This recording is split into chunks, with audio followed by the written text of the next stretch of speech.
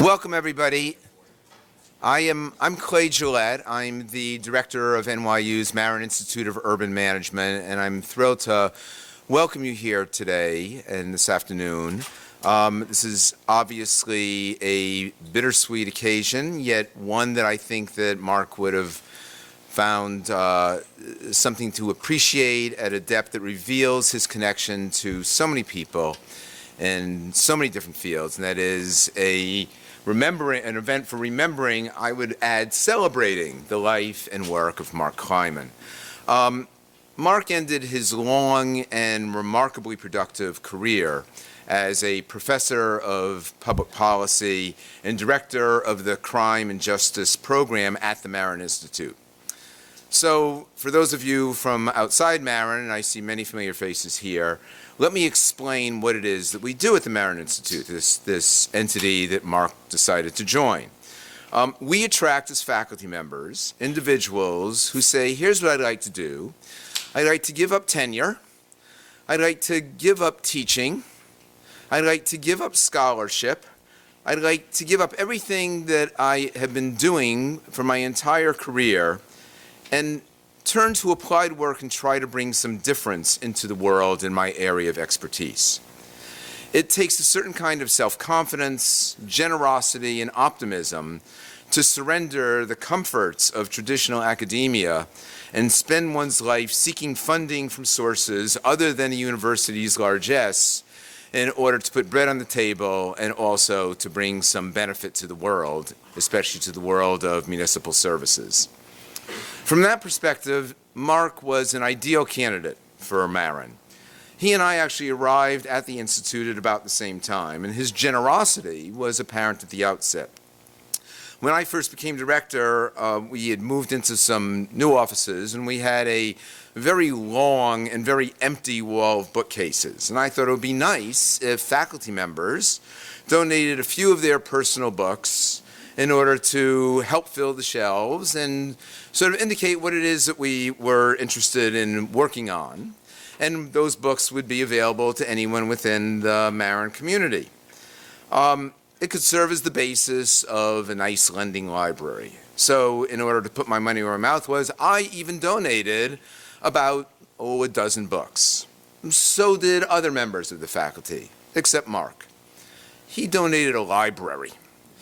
Basically, his donation filled this empty wall, otherwise empty wall, and now has even spilled over into another set of otherwise empty but no longer empty bookcases in one of our conference rooms. The titles of the books that he gave to Marron reveal the vast scope and eclecticism of his interests. Not just cities, not just crime, political philosophy, economics, public policy. So certainly the scope of his interests was revealed by what he did, but the act of donation itself reveals his even more robust spirit in the community of learning and truth-seeking. His optimism was apparent in the way that he addressed his illness. For months, recognizing that Mark needed to spend a significant time simply addressing care, getting his care, I urged Mark to take some time off, even to take a medical leave. No, he responded, I can handle both. I can deal with both my health issues and my job. I don't want to take any time off. After his transplant, after his operation, he was on the cusp of reappointment under our process. We have appointments for certain terms because, as I say, our faculty members say, tenure, that's for people who don't have the self-confidence to think a university would continue to want them, and that certainly wasn't Mark. So I asked Mark if, in light of his situation and the time he had to take in order to address his issues, whether he wanted to defer the reappointment process. He declined. He indicated, I'm at work full-time. This was weeks after getting out of the hospital, and my recovery was, here's the quote, 2 standard deviations above the recovery period for kidney transplant patients. That was the way Mark spoke. Always the academic, always with precision, always the analyst, always the optimist, always the generous contributor to the joint enterprise. He's missed at Marron on a daily basis, and I am so pleased that you will spend this afternoon continuing the conversations about so many topics to which he contributed so much. Let me ask you if you would make this a lovely cell phone-free event by turning off your devices. We will be filming it, so there's no need to. I realize that this does have all of the attraction of a Leonard Cohen concert at Madison Square Garden, but if we could turn the devices off, we are filming the event. You may want to be aware of the cameras so that you're not blocking them. And with that, let me introduce, to begin the proceedings, Mark's collaborator, close associate, and I am more than pleased to say the next director of the Marron Institute of Urban Management at NYU, Angela Hawken, and I wish you the best for this afternoon.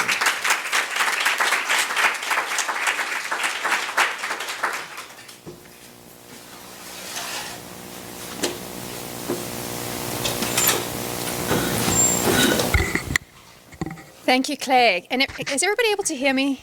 That's all good. Thank you. For those of you who know me, I'm not someone who reads from notes.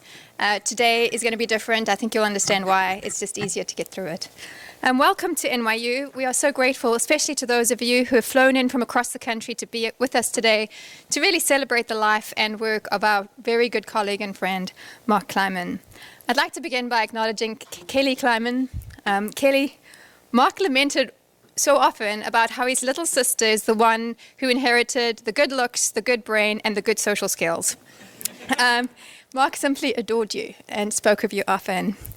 Richard Hahn, where is Richard? Richard, thank you. Thank you for planning this event to honor Mark. These things, someone has to step up and make it happen, and Richard did that. Looking at this room today and who's here, Mark would have been so proud of this event. You've really served him well, Richard. Thank you for that. Richard was so much more than Mark's project director. For those of you who know him and how he worked with Mark on Crime and Justice, he was much, much more than that. Richard was the rock that allowed Mark to function over these last few years. He made sure that even when Mark was in his decline, that Mark was able to contribute to his fullest. And if you know Mark, contribution was everything. So for those of us who loved Mark, I think we all owe Richard an enormous debt of gratitude. Over the last few months, I've had the time to think about how I will remember Mark, what will ring in my head years from now when I think of him so fondly. And for sure, among the candidates will be chocolate brownies. For those of you who worked and traveled with Mark, he would make homemade brownies, and he'd travel with them in a baggie that he would keep under his arm. And he was kind, so he would routinely hand them out at events. And not so many years ago, Mark and I were visiting a state agency in New York, a corrections agency, around a big table, and Mark was meeting out the chocolate brownies. This was around the time that CNN had labeled him the pot czar and the hemperor.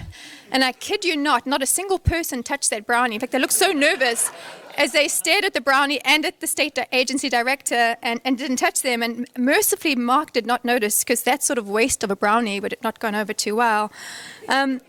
Many of us will remember Mark as a brilliant writer, really brilliant. I don't know, I'm going to lose this computer. A really brilliant writer. It's really what made him so incredibly influential. Whether it was a book project or writing for popular press, he made really complicated ideas accessible to people. How many times have we all heard Mark say, there's no such thing as good writing, there's only good rewriting? And for those, as we walked across and flew across the country to corrections agencies, to law enforcement agencies, whether it was the head of the agency or a frontline employee, we saw that book, When Brute Force Fails, on their shelves.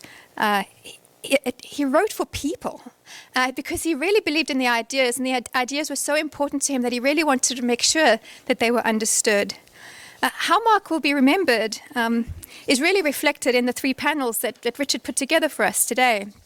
The theme that most resonates with me is the theme of changing the narrative, because what I remember most about Mark was his courage.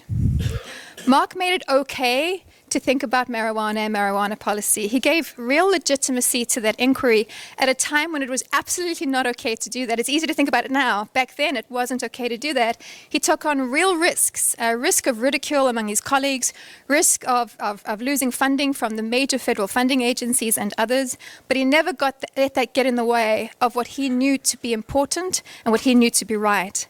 There was an event to honor Mark on last Friday, at the American Society of Criminology. And Rosalie Pakula from RAND, at that session, reminisced about an event that NIH hosted recently on marijuana policy in the United States. And to her chagrin, Mark had not been invited to that event. So she managed to muscle a spot in for him at the table, and Mark arrived at that event.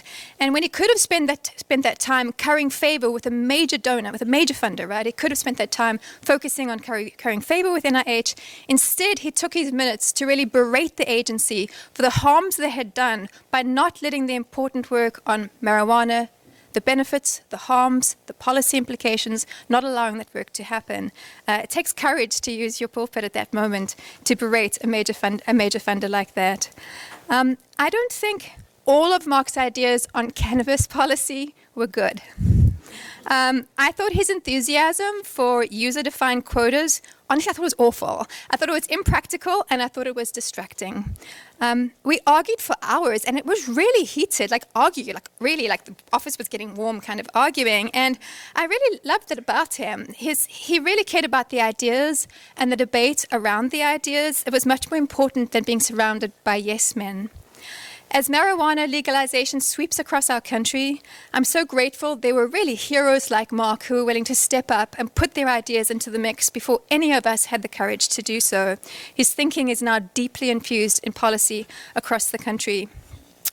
With the demonstration experiment of hope, many people in the field circled their wagons around their own ideas.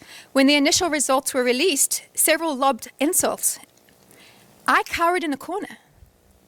Mark moved on to other things, but Mark stood firm. He said, the ideas surrounding swift, certain, fair are important, and yes, there are implementation details still to work out, but there's something important here.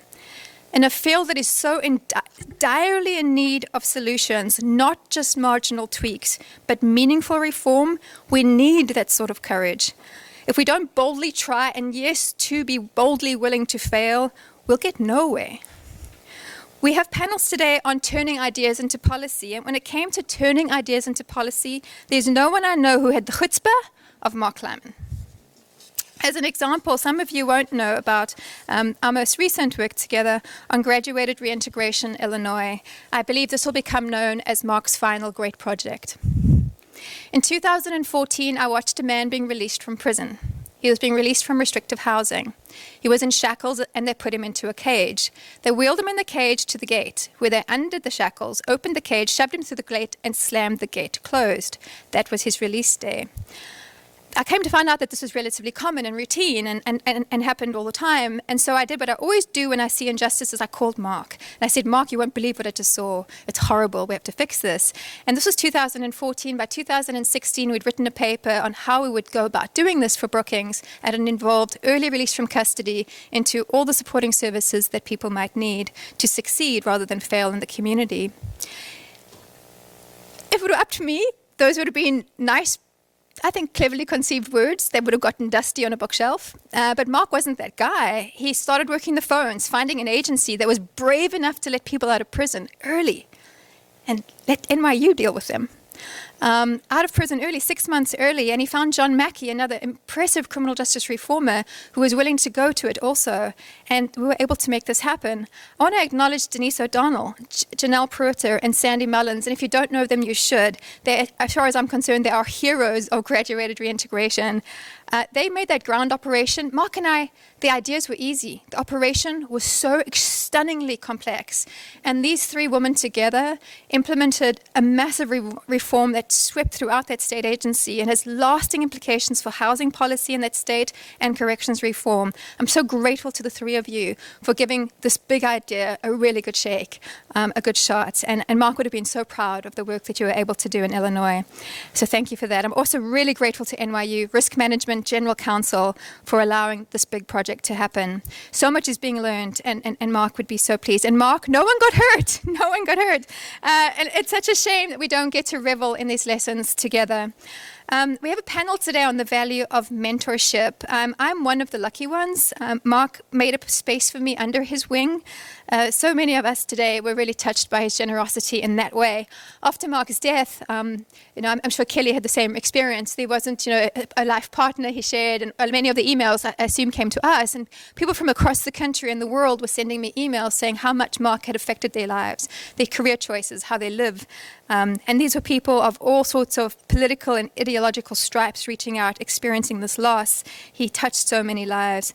I'll really miss this gentle giant. I'm so grateful for the years I had with him. I miss him every day. I'm torn apart by his loss. But I get to introduce a happy thing, and that's David Kennedy. David obviously needs absolutely no introduction. But I would like to tell you that Mark really talked about David a lot. Sometimes it was kind of inappropriate, seriously. It was like, so much David Kennedy, wah, wah, wah, David Kennedy, wah, wah, wah, David Kennedy. On several occasions, he specifically made the point of telling me that if he had ever had a son, he'd want that son to be just like David Kennedy. He loved you for the work that you do, the way that you think, but he also really loved you for how you are. Mark was a sucker for a beautiful idea, David, and you're chock full of them. It's no wonder that he adored you the way that he did. Please join me in welcoming David Kennedy.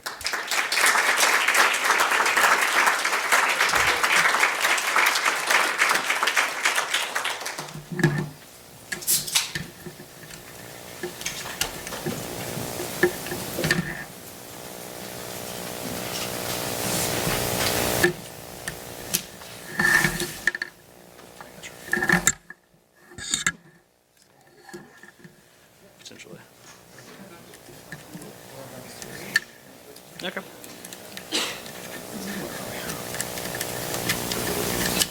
Some entertainment while you wait. Good. Thanks.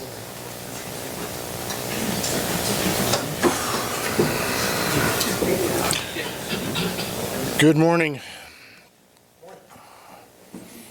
Good morning. Angela, I was confident that I wasn't going to fall apart this morning until just now, so you fixed that. I'm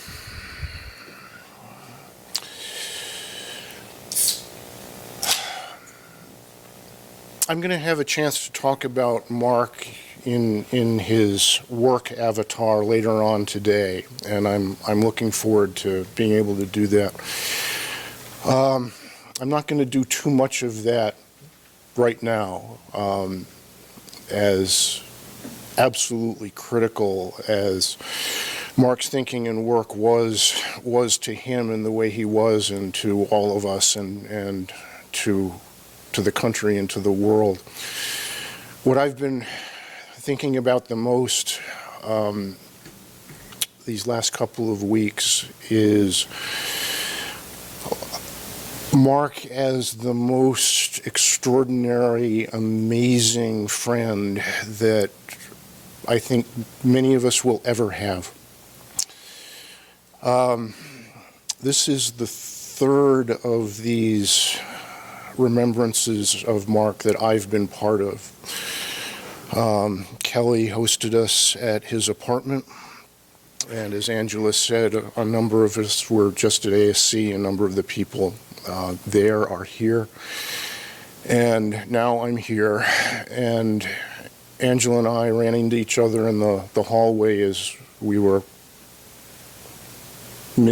misapplying our name tags, and she said, "We've got to stop meeting like this." And I had this really, to me, shocking feeling, which was actually, I'm really enjoying this. And I'm not, of course. This is devastating. But there are things I like about it, and the things that I am liking the most is seeing old friends and meeting new ones. I probably knew half the people in the room at Mark's apartment. I probably knew half the people in the room at ASC. I probably know half the people in the room here. And just in those couple of hours in each of those events, I met fascinating people. I heard fascinating conversation. I heard stories about a Mark that I thought I knew really well, and that, in fact, I did know really, really, really well. And I heard things about him that I had not known and that made me very happy and filled me with joy and wonder. And that was our friend Mark. I don't know if all of you watched the outpouring of writing about Mark in the days and weeks after he died. Most of what I saw, and there was a lot of it, were from people who are not in this room, and the sort of folks who have not been at any of these events because they did not know him well, for the most part. They were people who had interviewed him once for a newspaper story and perhaps had never even met him, but had been moved by that and oftentimes been in touch ever since. They were from people who had been to one lecture or one seminar. The one that sticks in my mind the most, rode with him, if I'm remembering this correctly, from an airport to a conference, and shared a couple of hours in the rental car. And as they were getting to their hotel, this gentleman realized that he'd forgotten his running shoes and wasn't going to be able to go running. And Mark said to him, oh, take my shoes. He was not talking about his spare pair. He was talking about the shoes on his feet, and said, go running, that's fine. Bring them back when you're done. And I had never heard that story before. It did not surprise me a bit, because not only was that the kind of thing that he did all the time, Mark was comprised of, defined by a kind of exuberant generosity of spirit that was really unlike anything I've ever experienced. And it was all of him all the time. So the director said a moment ago that Mark was always the scholar, and I think that's right. But it was right partly because also as a scholar, I'm going to try to meditate on this later on, as a scholar, Mark was everything else all the time too. There were no dividing lines in Mark's way of being in the world, and he was always excited about the big ideas. He was excited about the Chinese place he had just found in the West Village.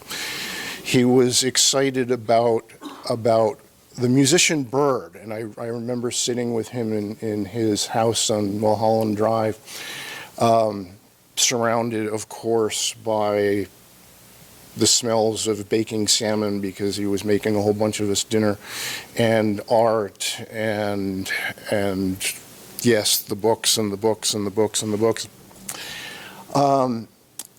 While he talked about the wonderful music of Bird, and I'm who I am, and I'm thinking, you've just discovered the Birds? And he had not just discovered the Birds, he had just discovered William Byrd, who is a Baroque composer of sacred music. And Mark was more excited about discovering William Byrd than I've seen anybody be excited about the Byrds or William. What's his name? Justin Bieber? the music and the art and the books and that extraordinary independence of judgment that he brought to all of this. I remember Mark turning me on to Harry Potter because he went on at length over dinner one evening about the fact that, not why, he was not making an argument. He was making the declaration that Harry Potter was a work of high literature, and he absolutely meant it. And he was excited as the kid next to him for the next book to come out. And he gave that away to everybody he knew. So I will confess to a tiny little bit of jealousy about this wave of writing that came out about Mark, because I thought it was just kind of me and a few others. And it wasn't. It was these huge networks of people, and I really did know this, of course, that had touched him, that he had touched in so many ways, and that he brought together. So Mark was a powerful attractor, and he loved the people that he loved.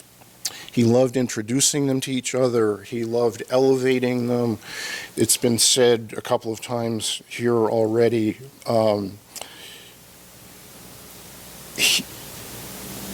He liked to elevate people. He liked to make things work for them. He liked to have other people understand why he thought so-and-so was so skilled and talented. And as dyads and as networks, he created the rooms that we are now gathering in to celebrate him and to celebrate all of that.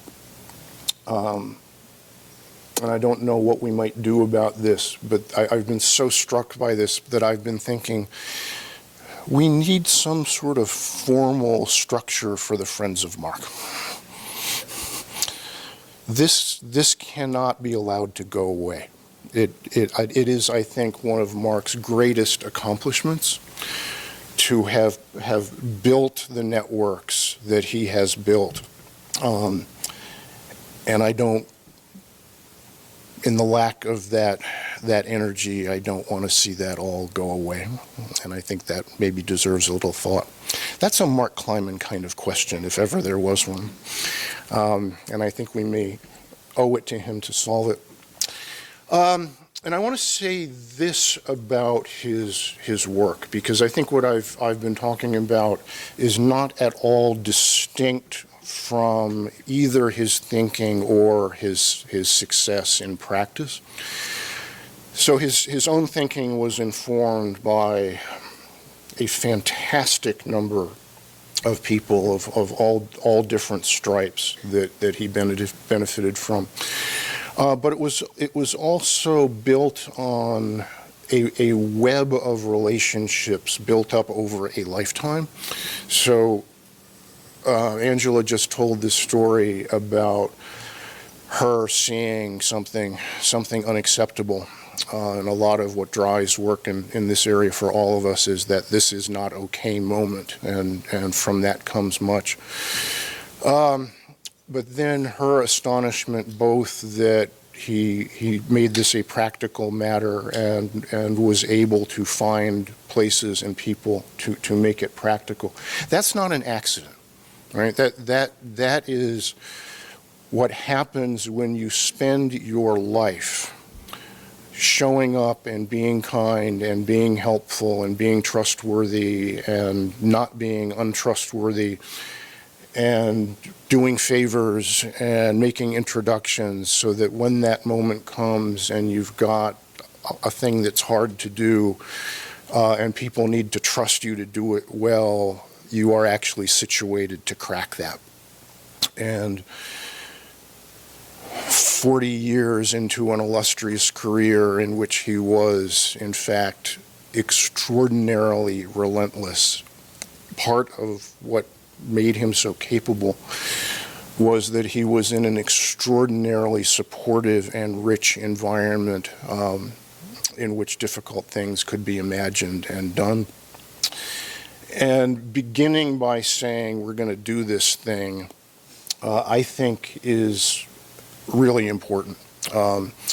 Mark and I do work that is adjacent, if not closer. And one of the things you learn doing this kind of thing is that if you ask people whether you can do something, they will say no. It doesn't matter what it is. There is no important idea in the area in which we work that if subjected to representative democracy wouldn't be killed deader than a doornail. And therefore you don't ask, therefore you do. And Mark was singularly situated in order to move those sorts of things along. I strongly suspect I'm over time. I'm going to say one more thing and then I'm going to step down. And this is to all of you at NYU who made a place for Mark and made him welcome and were his colleagues. He loved this place and he loved all of you. And I heard this over and over and over and over again. Mark had a way of making himself pretty happy no matter where he was. And I told this story at ASC, so I apologize to those who've just heard it. But when Mark left Harvard to go to UCLA, all of us that he left behind in New York were absolutely convinced that he was miserable in Los Angeles, because of course he was going to be miserable in Los Angeles. And I and others would get on the phone with him and catch up, and he always said, oh no, I'm having a really good time out here, I like it here. And we would get off the phone with him and gather around, and none of us believed a word of it. So finally, one day I said to him, Mark, it's me, you can tell me the truth. Admit it. And he said, no, I really like it here. When I was a Kennedy School professor, I'd go out to dinner in Cambridge and somebody would say, so what do you do? And I'd say, I'm a Kennedy School professor. And they'd say, oh God, another Harvard professor. And they would turn to whoever was on the other side of them. He said, here, I'm out at dinner and people say, what do you do? And I say, I'm a professor at UCLA, and everybody stops talking. And they say, oh my God, you can read.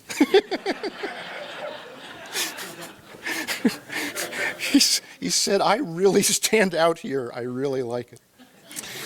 And that was true, right? He did like it, just like he'd liked being in Cambridge.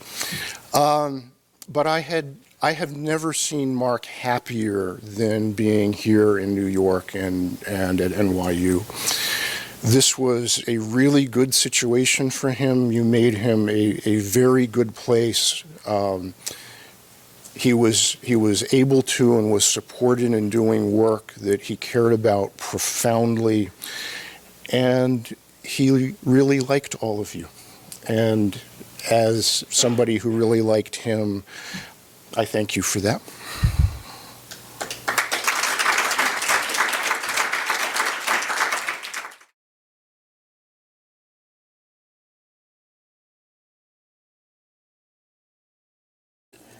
So good morning, everyone. My name is Jeremy Travis. I'm now the Executive Vice President of Criminal Justice at Arnold Ventures. I apologize for having to come in a bit late and missing the opening speeches.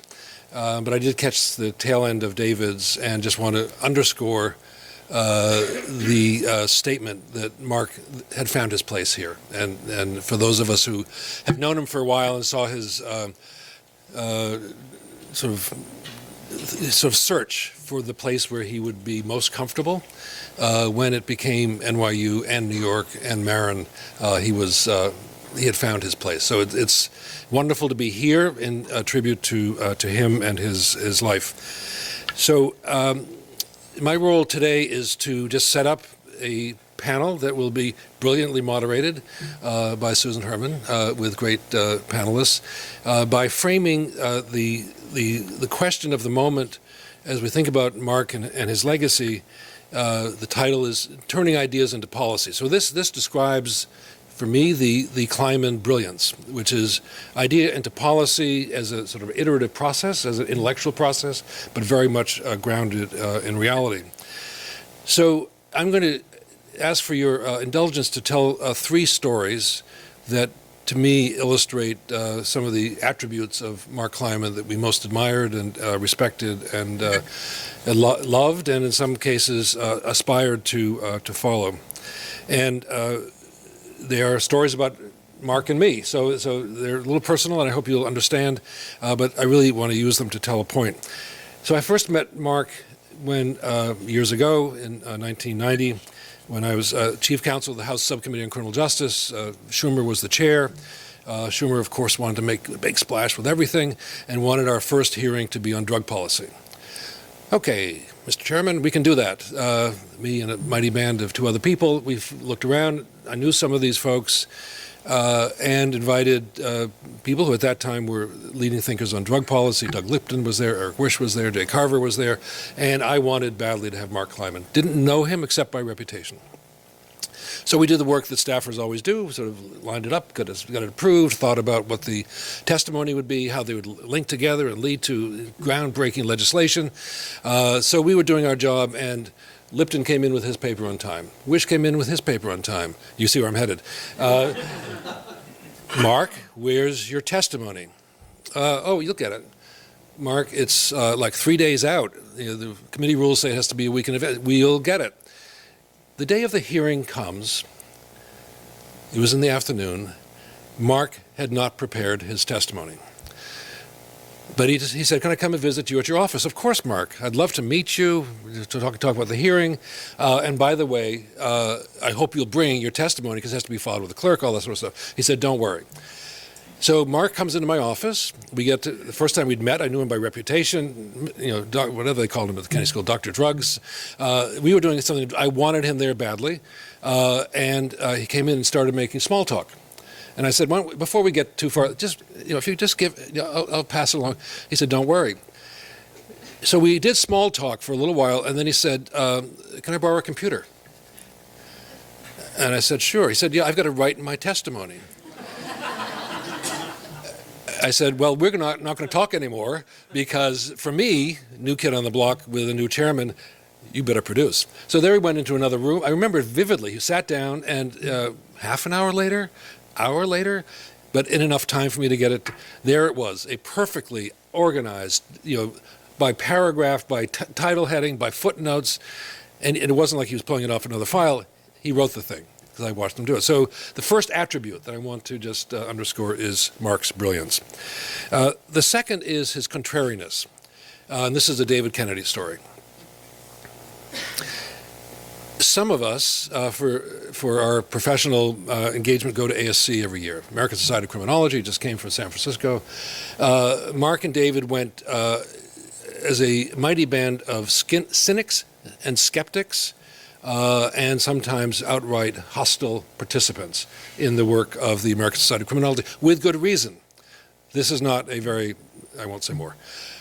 So I remember, and if you remember this moment, it was one of those lounges where people are hanging out, and there on a couch were 2 of my favorite people, Mark Kleiman and David Kennedy, and they were pissed. They were just, you'd come from some session, and your eyes were just popping out of your head. Right. And when I say contrariness, that was what I loved about Mark is he just never went with the flow, whatever the flow was. And they're surrounded by criminologists who have a flow. He and David, they share this attribute, were being the intellectual contrarians. And the final story I want to tell,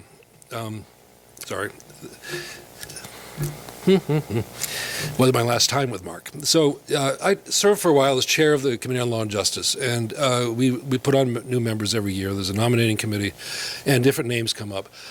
And Glenn has been on it. Others in this room have been on the committee. It's a really a great group of people, and sort of the creme de la creme. And Mark's name came to that list. Understandably, it come to on any. So who do we want on this committee? And there was, I can't disclose sort of who said what, but there was this discussion about what he would add. And I was his advocate. There were some others in the room, and he added a lot, as you would expect. But there was this sort of hurdle that he had to overcome as being a contrarian. And the last time I went to a Committee on Law and Justice meeting, we had a dinner, as we typically did between sessions, and there was Mark, barely able to talk, fully engaged. So the final trait I just want to underscore was his just dogged persistence. He just never gave up. In his personal life, in his health life, in his intellectual life, I've never seen sort of a source of energy like his.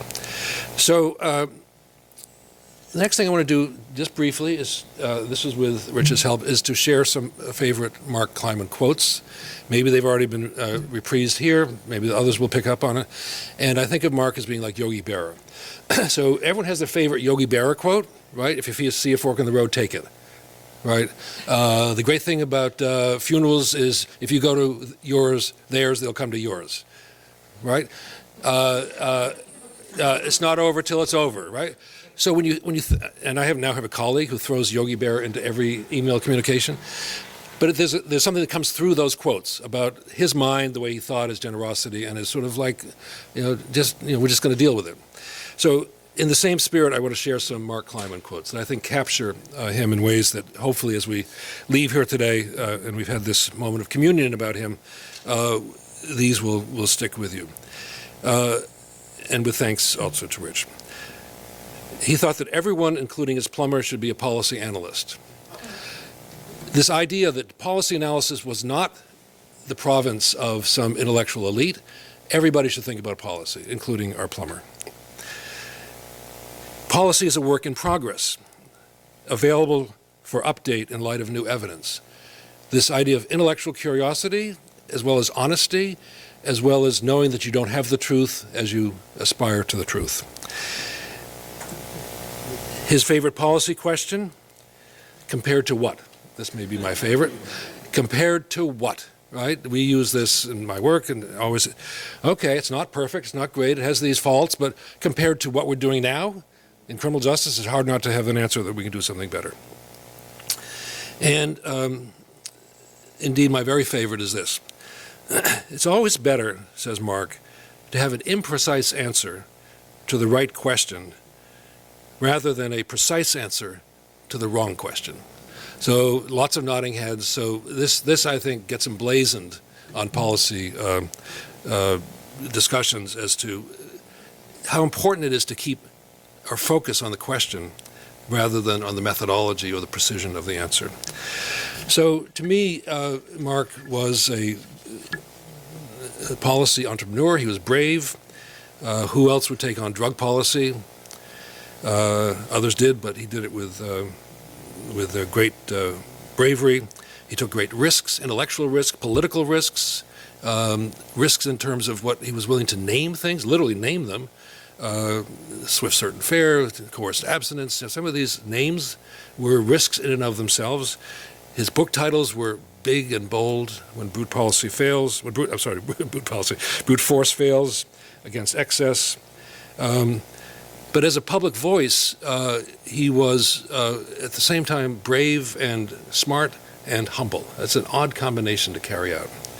So I think we have a lot to learn from him for that. And he was always deeply involved in the messiness of the real world. He cared about people. He cared about their well-being. I think that's why he took on drug policy, then took on violence. He cared about the health of our society and our communities. He believed in reducing violence, reducing harm, trying to make things better all the time. And we are better off for his ideas and his persistence, his bravery, his contrariness, and we miss him every day. So I'll turn this over to the panel and to Susan.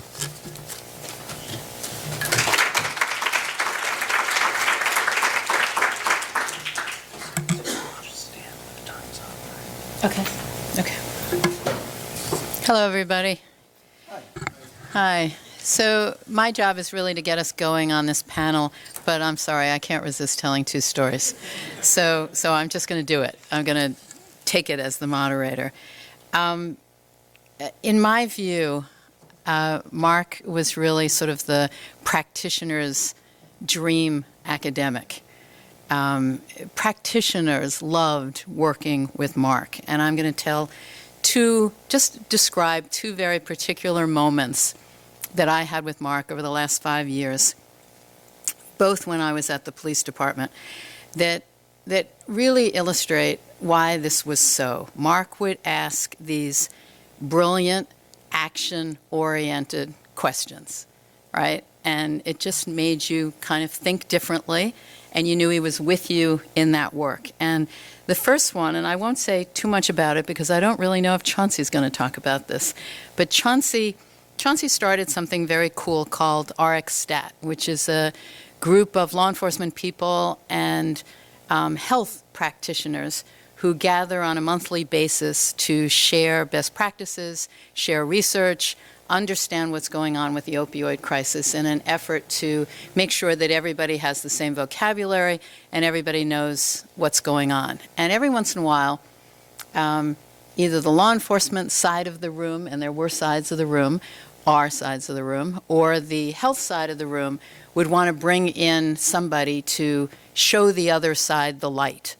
And for quite some time, it was mostly the health side of the room that wanted to show the law enforcement side of the room the truth. And I was getting kind of antsy, and at some point encouraged Chauncey and others to bring in Mark and have Mark talk about swift, certain, and fair. And I don't think I need to say much more than to say that some people in the room were slightly more comfortable with the idea of coercion than other people in the room were. So this was kind of an awkward conversation, and it was getting pretty deep, and the conversation was heated and fabulous. I mean, he really sparked and took great questions, and there was great debate in the room. And at one point, when the health side of the room was saying why this was all a bad idea and why people tend to do better in treatment when they want treatment and all of that, Mark said, and I just loved this moment, so why not try it? You'll know within 2 weeks whether it will work with an individual. What's the worst that can happen? Which Jeremy knows is one of my favorite questions. What's the worst that can happen? You'll know in 2 weeks per person, right? Fabulous, brilliant question, silence in the room. To my never-ending chagrin, this has not come to New York City, but his ideas and that moment is absolutely seared within people's consciousness, and it's become a reference point. It's something that we can all go back to and talk about. He had much greater success, though, in another moment that I want to describe when I was at the NYPD, and Mark came to the NYPD and just offered his support on a number of different topics. And one of them was he had noticed that, as many people have, that homicides in New York City have gone down dramatically over the last decade, but somehow DV homicides seem not to have budged much. So Mark said, well, how do we do something about this, right? Do you remember this conversation? So he sat in the room with me and the then head of the domestic violence unit, and he said, so how does this work? It seems like people are getting killed with guns. That's what's happening, and domestic violence, and how do we take this apart? And Mark said, how do you find out about guns in the household? And the DIRs, the domestic incident reports, had just been changed in New York State, and we were all very excited that there was a new question that said, does the perpetrator have access to guns? And we thought, what a cool thing. We've added that question, right? Does the person, and I remember, and Denise, you probably remember this too, I remember fighting over that question, that it wasn't, does he have a gun? because we thought, does he have access to a gun, was a bigger, broader question. Might not be his. Does he have access to a gun, right? So Mark's first question was, so what are the answers, right? Well, we have this percentage say yes, this percentage say no, and a very large percentage, it's not filled in. There's no box checked. And Mark said, so what do you do with this information? What happens? Well, we document how serious it is, and it helps create a history to get an order of protection, but head scratching, right? What do we do with this information? And that led to a protocol that was brilliant and so obvious, right? But it took somebody to sort of get us focused, and it led to every time there's a response to a domestic violence call, the next day a domestic violence officer responds having researched the criminal history of that person before they go. So they know who they're trying to apprehend or what they're dealing with in that household. What are some of the reasons why you don't get information about a gun? Well, it could be she feels this, she feels that, she doesn't think he's dangerous. How about you tell her what his criminal history is? Whoa, that's interesting. And if it's sealed and you can't say what the criminal history is, you can at least say, you know, there is a history here. Like, you may not know if it's not sealed. You may not know that he's committed robberies. You may not know that he's done X, Y, and Z. And suddenly we got a whole lot more yeses. A whole lot more yeses. And we went from, and then if she says, yes, there's a gun here, no, you can't search, go get a warrant, and then go back and go get the gun. So we've gone from very few guns seized in that way to the first year, about 80 and over 100 already this year. DV homicides are down, not as much as they could be, but they are down. And the domestic violence officer now feels responsible for the follow-up to that question. Does he have access to a gun? You are responsible now for following up, one way or the other. Brilliant, action-oriented questions. Why not try something that's worked well for others? What's the harm? And by the way, what do you do with that information? This is a practitioner's dream. I want you to hear from 3 other people who are going to talk about their experiences working with Mark as someone who knew how to turn ideas into policy and I would say practice as well. Take that idea and do something with it.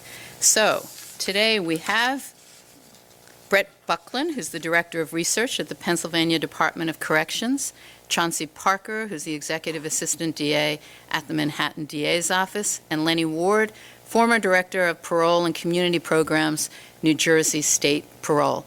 And I'm going to ask you to just take it one after the other and talk about Mark turning ideas into policy. Well, I just want to stay with the theme of this panel and focus on how Mark helped us in Pennsylvania turn ideas into policy. But I do want to just preface with a personal note. And I shared my friendship with Mark at the panel in San Francisco, and I don't know if I have the emotional energy to share it again, but I do just want to repeat it as a preface that Mark's friendship really changed my life. When I met Mark, I met him talking about policy ideas, and I walked away with a friend, which was much more valuable. Mark and I had nothing in common. We came from opposite ends politically, different religious backgrounds, different backgrounds in almost every way. But Mark befriended me, and I'll value and cherish that forever. And I think, and I said this in San Francisco, I think that we could all learn something from the way Mark wasn't afraid to talk to other people that were different than him. I think the world needs more Marks. It sounds kind of generic to say, but now more than ever, I think we need to talk to people with different viewpoints. Mark didn't agree with me, and he would fight on many things, but he was my friend in the end, and so I miss him for that. I just want to preface my comments on that. But now turning to our partnership with Mark in Pennsylvania at the Department of Corrections.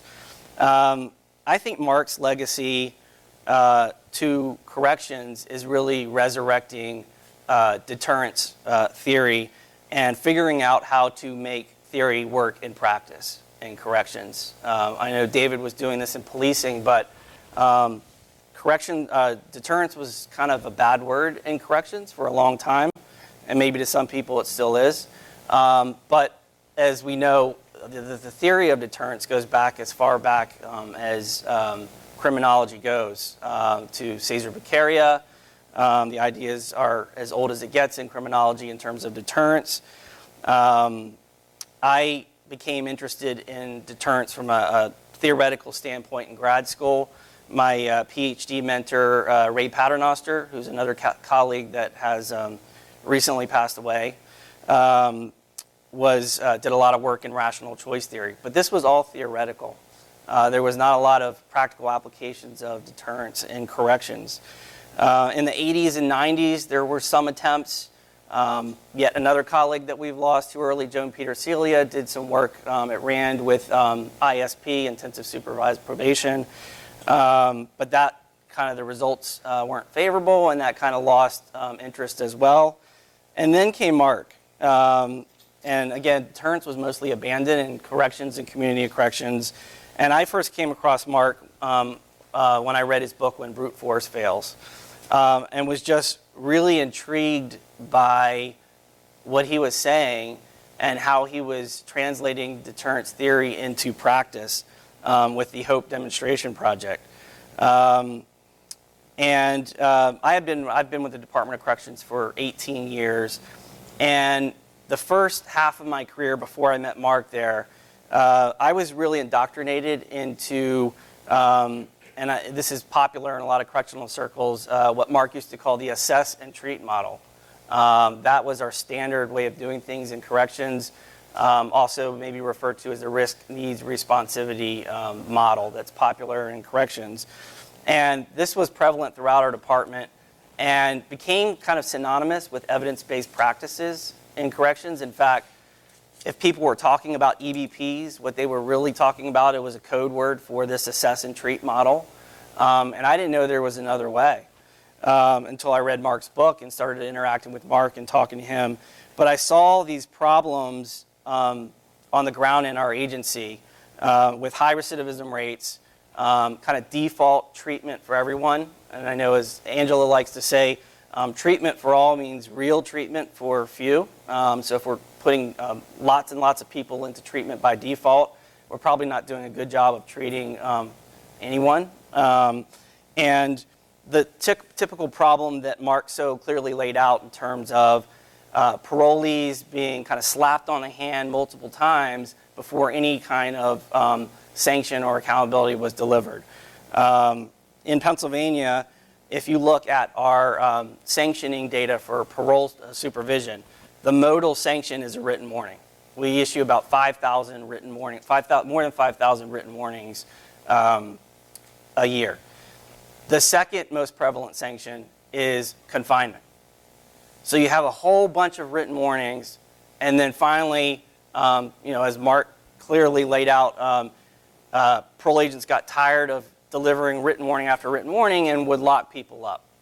And I saw this clearly, and I also saw a lot of pressure from the Department of Corrections and politically to keep parolees at almost all costs from coming back to prison.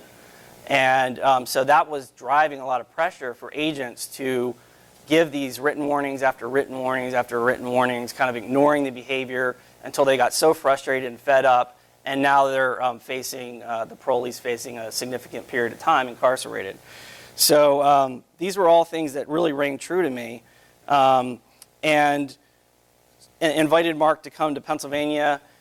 We started brainstorming on some ideas that we could do, and Mark helped us in one way or the other with 3 different applications of swift, certain, and fair that I'll just mention briefly that will be his legacy in Pennsylvania. And we're also kind of unique applications of swift, certain, and fair. So the first one was a program that we started called SIP HOPE. We have a program in Pennsylvania called State Intermediate Punishment, which is a diversionary intensive drug treatment program. And the program had already been evaluated and actually had pretty good results in terms of recidivism reduction and reduction in relapse. But Mark challenged us to think about, could we make even more incremental improvements in this program? So we introduced a swift, certain, and fair sanctioning module into this intense drug treatment program. So kind of unique in that way, in that we're merging an intense drug treatment program with swift, certain, and fair discipline model. And in fact, we did evaluate it and showed even better results than without it. So that was the first application. The second one was using swift, certain, and fair as a discipline approach inside prison, which I think Washington State had preceded us just barely on doing this. So we were probably the second state to do this with Mark's help. But basically, if you think about the general population in prison, and then people who commit misconducts have the potential of going to solitary confinement or to restrictive housing is what we call it. So that's kind of a prison within a prison. And so if you think about the general population as a general community within prison, why not? Why couldn't we experiment with trying swift, certain, and fair in that general community rather than maybe ignoring small behaviors and then eventually sending people to solitary confinement for an extended period of time? So again, that had been a brand new idea. Washington State was experimenting with it, and we started it in one prison and quickly realized that we were onto something. The preliminary results were showing positive outcomes. The staff loved it. The inmates gave us positive feedback about it. So we quickly expanded that to 12 other prisons. And now we're actually working on a policy, which we were working on with Mark right up till he passed, to put that into policy and make that business as usual throughout the Department of Corrections. So that's right in our policy, swift, certain, and fair in prison. The third swift, certain, fair demonstration that Mark worked with us on was swift, certain, and fair parole supervision. Most of the work around swift, certain, and fair had been on probation, and I think it was an unfair characterization, but some people said that probation populations are very different than a state parole population, which are more serious offenders, and that swift, certain, and fair probably, even if it worked on probation, probably couldn't work on state parole. There again, I know Washington State had done some work on state parole, but this was pretty new to try this on a state parole supervised population. We received, along with Mark and Botek, a grant to do a swift, certain, and fair pilot on state parole in Pittsburgh. And we're in the middle of that right now, so I don't have any results to share with you on that. But I know Mark was really excited about that pilot, because what we're going to learn from this pilot is the minimal dosage necessary for the deterrent effect. We have 3 experimental groups in this trial, a low, a medium, and a high severity sanctioning group. And then we have a 4th control group. So it's a randomized trial. The low severity sanction will receive house arrest for 48 hours, I believe, for the first sanction. The moderate sanctioning group will receive, they'll be in a halfway house. They'll be allowed to go out for work, but they'll reside in a halfway house for the sanction. And then the high severity group will be the traditional sanction of a short period of time incarcerated.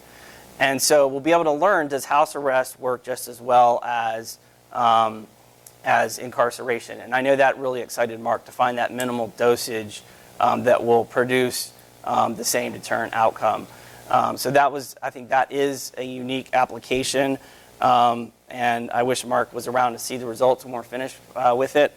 But just in concluding, I would say that it's odd to me that there seems to be some resistance to swift, certain, and fair in the field. I've experienced in Pennsylvania.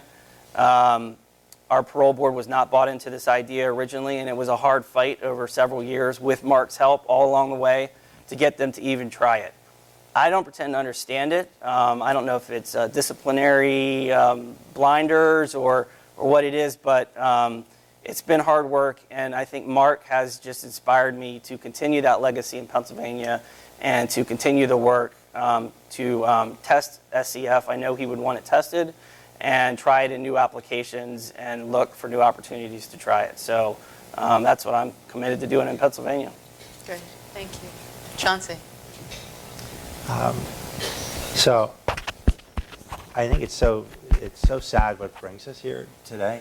But I have to say, I think about Mark all the time, not just as a friend, but what I think about Mark Kleiman is the work. I think he's one of those people, like a philosopher, who, whether it's now, it's a year from now, 10 years from now, 100 years from now, people are going to be reading the work of Mark Kleiman, and he's going to be. And so in some sense, if you celebrate the life of if anybody else could have a life like that, where whenever our time comes, that our words and our wisdom is going to live on, and make and influence people for a long time. That I really do believe he's one of those people. I think what I admired so much about him. I mean, I loved his optimism. That every single thing that he did was that he thought we could make a better world. Whatever it was, there was nothing that was impossible. I loved his fearlessness about how he approached things. I particularly loved his sort of that he may be the most ideologically agnostic person I've ever met. I don't know. I mean, maybe other people know. I don't know. I really don't know his politics. I don't know this or that.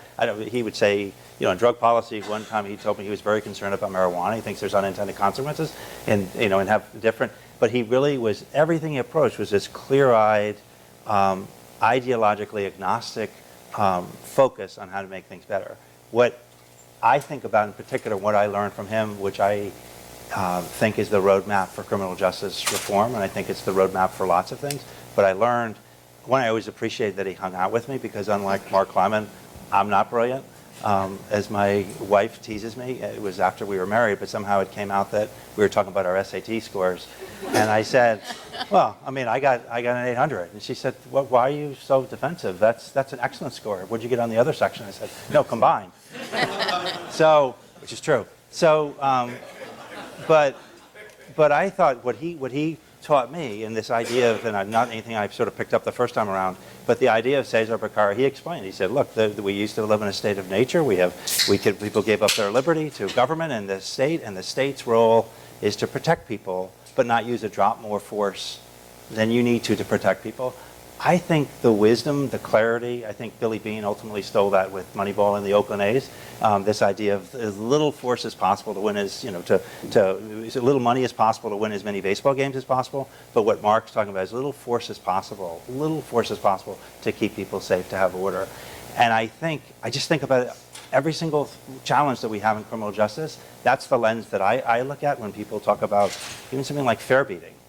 Like what should be, so I hear Mark Kleiman saying, well, what would you do, Mark? What would be your strategy for fair bidding? Is the force necessary to lock people up, put them in handcuffs? We don't want people fair bidding. You shouldn't be jumping over turnstiles. That's not a good policy. But what should we do? Should we put people in handcuffs and put them in prison or put them in jail? Is that really the response? I see Mark with this Beccari eyedropper of force saying, and then I see his crazy ideas where I start to think, well, Mark Kleiman would probably say, get like parent patrol orange vests, people that you pay them to stand in front of the turnstile, and that would deter. And 10 of his ideas may be crazy, and the one that's brilliant. But is this idea one that anything's possible? Why don't we try this? But also, should it be a civil offense? Should this even be criminal justice? If it is going to be criminal justice, every single step of the way, an eyedropper.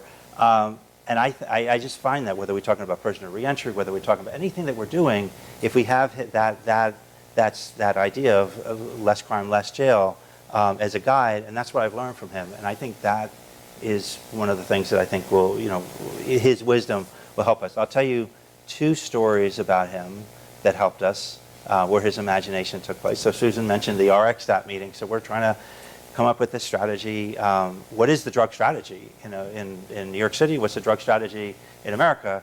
And so the question, Mark's question, well, what's your goal? Well, it seems, I never really thought about it that way, but it was a good question. If you're going to design, what's your goal? Oh, well, the goal, I said, I guess it's to cut off the supply. The goal is to fill treatment beds. The goal is to do all this kind of stuff. But he said, well, what's your goal? Like, why are you doing all that stuff? That's part of your strategy. What's your goal? And and he said, isn't it that drugs can kill people and do kill people, and you want fewer people to die? Isn't that really what your goal is? And so that was our XStat. That was the idea. The North Star of this particular strategy is, as Susan would say in her role at the NYPD, is to save lives. There may be other tables to talk about drug strategy that have other things, but this is to save lives. So we have this group and we start to build it. And we have 30 different agencies, the NYPD, City Health, and everybody in between, who are all looking at the same map at the same time with this goal. And then the question was, well, so how, if that's the goal to save, reduce overdoses, and then the question was, well, where's the most recent data that tells us about overdose deaths in New York City? And it was a year or two old, and it was by zip code, and it was very, and so, but we explained to Mark, it's very hard to get this data. First of all, it's HIPAA protected, and you can't get it. It has to be very general, and also it has to be you have to get the final statistics, and they come from the health department. And Mark, in his brilliantly simplistic, imaginative way, said, well, what about if you just had presumed overdoses? Wouldn't the medical examiner know the day that a body comes to the medical examiner? Wouldn't you know that day? Don't they have a pretty good idea it's a drug overdose? That ended up, the NYPD created a presumed overdose report that tracks overdoses to the exact location every single day. That not only is the New York City strategy, but now the CDC has adopted this as a national strategy called, this RxStat. The second example I want to give is just the imagination. I was once talking to Mark, and I said, this drug, the fentanyl, carfentanil, and all these drugs coming into the drug supply, that is really what's killing people. That's in the toxicology. What could we possibly do? Because now all these drugs are coming in on the dark web. There are all these dark web sites, Silk Road, and all these, and that's where people are going into the marketplace, and it's coming from outside the country. How could you possibly stop that? And so Mark said, I got an idea. Here's what we do. I don't know whether the government's going to approve it, but here's what I would do.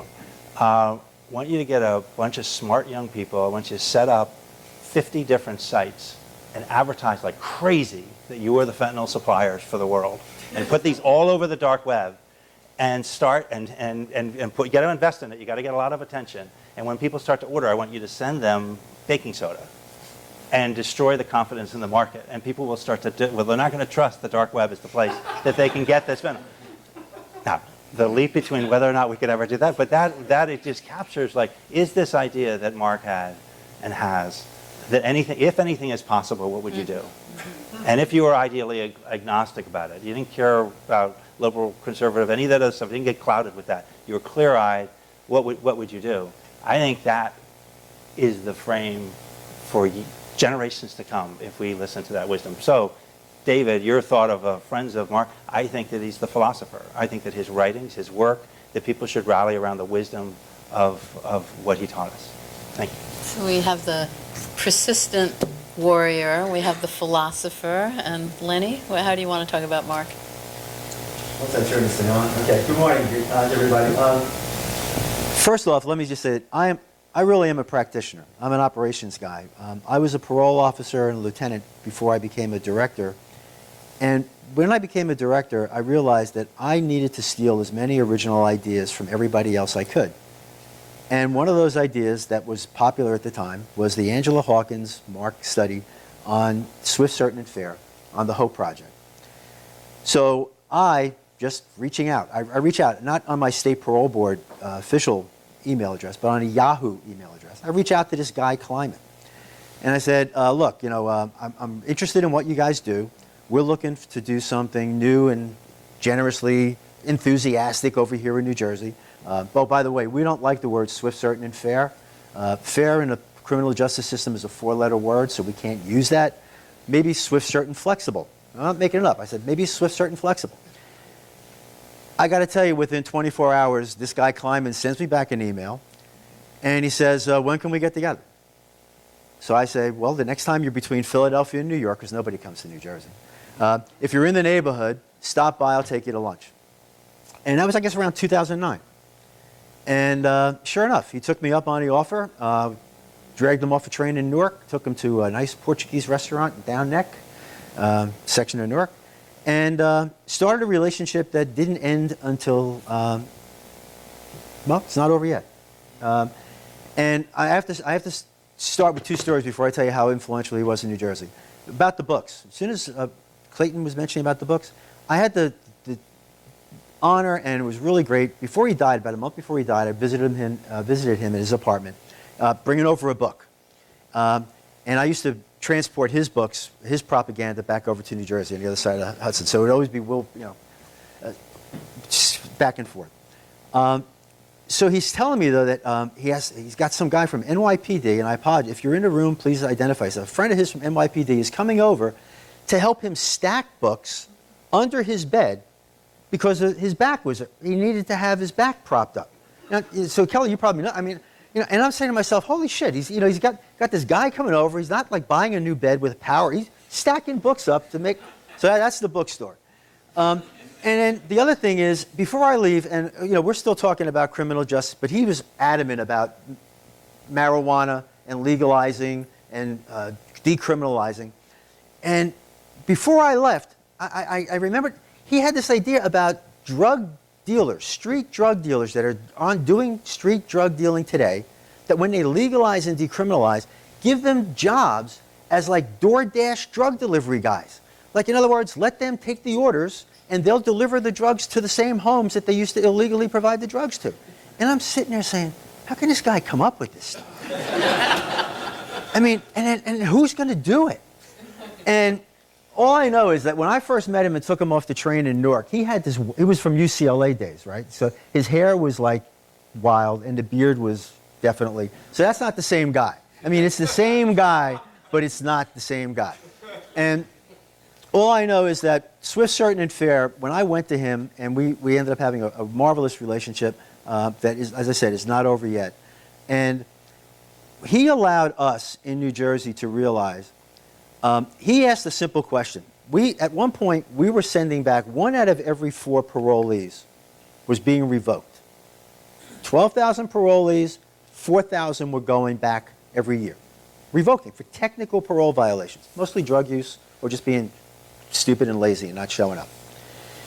And he said, wow, 1 out of 4, 1 out of 3, 33%, 25%. Does that mean you're doing a really good job?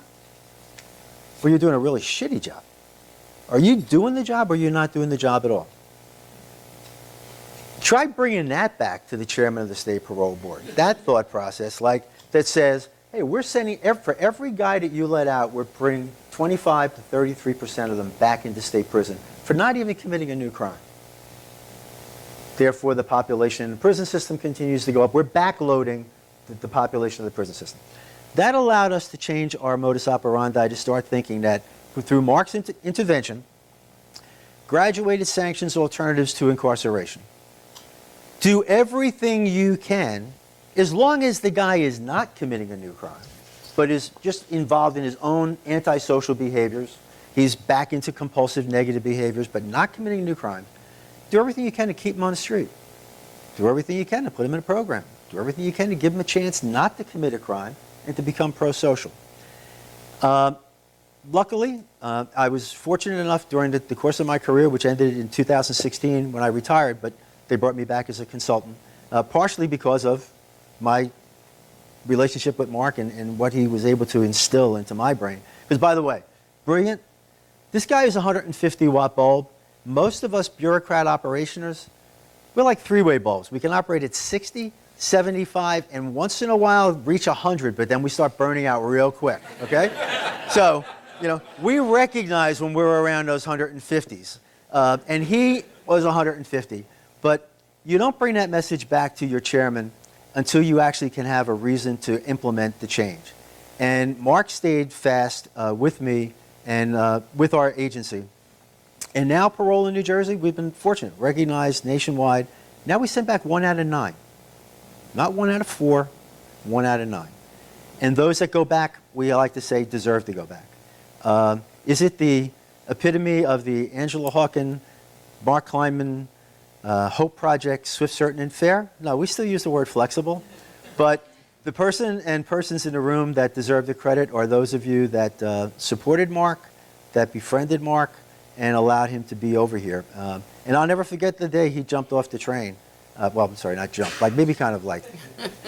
But if I can leave you with one thought, and this is how old I am. If any of you ever see, or if you use your smartphones, the Jungle Book Disney version of the Bare Necessities of Life. Did you ever see that? Baloo the bear? You put his head on Baloo the bear, and that's Kleiman. And it's like the simplest things made him happy, and he had answers for everything. For him, ideas were solutions. It's as simple as that. And there's nothing more I can say. Thank you. Thank you so much.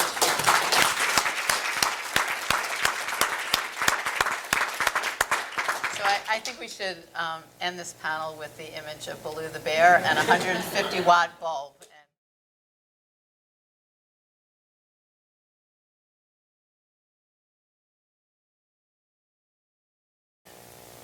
They say that we have too many low-level, nonviolent offenders in prison. They say that we need more social services for the criminal offenders who violate probation. They say that prohibition never works. They say that drug addiction is a, quote, disease. They say that we would arrest fewer people if we would just legalize cannabis. Mark Kleiman challenged every single one of these narratives. When everybody said that drug offenders are spending too much time in prison, Kleiman shockingly said, actually, it's probably that murderers are spending too much time in prison. When everybody said that we need more social services for probation offenders, Mark Kleiman said, well, I don't know that the social services would do that much. You just need more immediate punishment. When people said that prohibition doesn't actually reduce substance abuse, Mark Kleiman said, oh, no, it really does reduce substance abuse. It's just not the most efficient way of going about it. Whenever people said that drug addiction is a, quote, disease, Mark Kleiman really pushed back against that framing. He said it was more like a bad habit, almost like procrastination or even biting your fingernails. When people said that we would lower the number of arrests if we just legalized cannabis, well, Mark actually agreed with that. But then he said, here's the thing. You'd have fewer arrests. You'd also have, in the aggregate, a vastly larger number of stoned hours in the United States. And what we have to ask ourselves is whether or not we're comfortable with that trade-off. Now, some people might say, you know, there's nothing particularly unique about these views. This is a conventional narrative. Somebody who thinks that the prisons are full of violent people, the social services are a bit overrated, prohibition actually does work, drug addiction is not a disease, and if we legalize cannabis, a whole bunch of people in America are going to start getting high. You might say, what's so unique about that? That sounds like Jeff Sessions. I assure you, for those who did not know Mark's politics, he was not Jeff Sessions. If you have any doubt about that, you probably don't have a Twitter account. In general, resisting that dominant narrative that everybody likes to tell, that all the smart, sophisticated people like to tell, is something that can be quite dangerous. It's dangerous for your professional career. It can even be dangerous for your personal life and your friendships in many regards. But I'd like to think that the fact that Mark did this ultimately has a happy ending, because in the end, Mark's relentless pushing against the narrative came to be somewhat vindicated. In the week after Mark died, I, like many of you, read all of these endless encomiums to Mark in the newspapers. And I read laudatory obituaries of Mark in Vox, which is a center-left publication, in Mother Jones, which is a very aggressively progressive publication, in National Review, which is a center-right publication, in Reason, which is a very aggressively libertarian publication. All of these people, regardless of where they came from, came to admire the fact that Mark would push back against the conventional narrative. Maybe at the time it made a lot of people uncomfortable, but in the long run, he was vindicated. So if you are a person who wants to challenge the narrative, I hope that Mark has set an example for you. If you are, for example, a journalist who has written that the excessive punitiveness in our criminal justice system has caused the privatization of prisons, when the rest of the culture is telling you that you have to say it the other way, the privatization of prisons is what caused the excessive punitiveness, I hope you'll continue challenging the narrative as Mark encouraged. If you happen to be an economist who's raising honest questions about moral hazard, whenever all the smart people say that, well, we really should just be distributing naloxone everywhere in order to fight opioid abuse, I hope that you will take from Mark's example and continue to challenge the dominant narrative. If you're a criminologist who says, yeah, you know, broken windows probably does reduce crime. Now, it's got all sorts of other toxic side effects, and maybe we don't want to do it. I hope you will continue challenging the narrative, even though all the smart people tell you you're not supposed to say the part about how it probably does reduce crime. And if you're an economist, indeed if you're a black economist, who wants to ask with very deep compassion why it is that such a disproportionately high rate of criminal offending exists among young black men, when all the smart people tell you you're not supposed to ask that question. You're just supposed to ask why we have such high, disproportionately high rates of arrests among young black men. I hope you will continue to follow Mark's example and challenge the dominant narrative. I hope you will find that your intellectual honesty, your intellectual humility, and your intellectual curiosity will be rewarded in the long run, as it was for Mark. In the 2015 interview with Politico, Mark was also careful to let everybody know that he's also reading a work of fiction. It wasn't just nonfiction social sciences, a wonky reader, and he was reading the book Neverwhere by Neil Gaiman.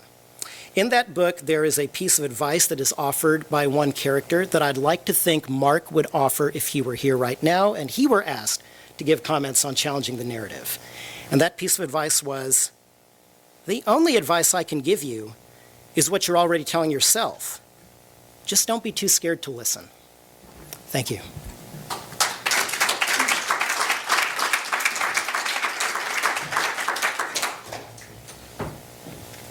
Hello, everyone. I'm Herman Lopez. I'm a journalist at Vox. I'm joined by people who are much smarter than I am today, but before I get into our panel about challenging the narrative, I wanted to share, as a lot of people have done, one story about Mark. So as a journalist, I'm used to, after I'm done with an interview, I usually ask whoever I'm talking to, like, is there anybody else I should reach out to about this? Like, maybe somebody else who has smart thinking on this. With Mark, I literally never had to do this. He would always, before I even asked the question, start suggesting people.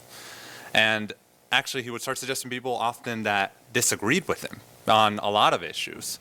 And I remember thinking at one point, like, you know, I knew this guy had a reputation as a contrarian, but he's even a contrarian to himself. Like, it was a bit much. But yeah, that's just who Mark was. For, like, as a journalist, I really valued him. I mean, at first as a source, but like eventually as a friend, as somebody who just always kept me on my toes, kept me thinking about ideas, kept me thinking about the conventional wisdom. I think there's a lot in media that's wrong today in terms of just leaving a lot of narratives unchallenged, whether it's mass incarceration, marijuana legalization, and so forth. And Mark was invaluable in really going through some of these issues, covering them and whatnot.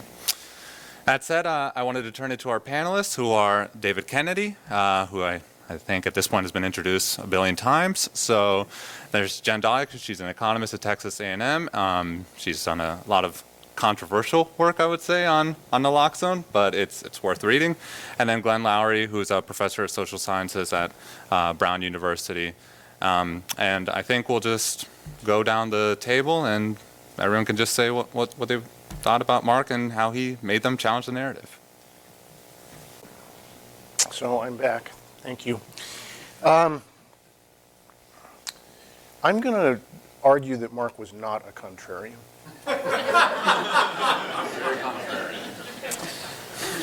And I'm going to argue that I'm not a contrarian either, and now my head hurts. But I'm going to start with a story in which he was a contrarian. So Mark really loved music, and I really love music, and I see a lot of live music. One of the wonderful things about being in New York is the music comes here, and if you plug yourself in, it's a wonderful thing. And one of my favorite musicians is this sort of folk rock country contrarian legend named Steve Earle. And if anybody knows Steve Earle, and people are nodding, if Mark Kleiman had kept his long hair and grown his beard out even more and wore a lot of leather, he would look just like Steve Earle. I mean, they really kind of are of a piece. And Steve comes from Texas, moved to New York City about 15 years ago, had a late in life child who turned out to be autistic. And one of the very, very best schools for autistic children is in New York. It's in the West Village. And so every year about this time, Steve gets all of his friends together and puts on a benefit concert at Town Hall in Times Square. And lots of people here will have been to Town Hall. It's a medium-sized venue, sort of on the large side of intimate. And because it's Steve Earle, all of Steve's friends show up. Steve is a lot like Mark in that respect too, and so Graham Nash will sit in, and it's a wonderful, unpredictable evening. And they're electric players, and they play loud. This is a rock and roll show. And so I took Mark a couple of years ago, and we were sitting about 6 rows back, right in the center of the orchestra section. And Mark thought it was too loud. He kept this to himself, as you can imagine. So in between songs for the entire evening, as everybody else went crazy over this wonderful cornucopia in front of them, Mark Kleiman, in full, fine voice, said over and over and over again at the top of his voice, "Turn the amp down."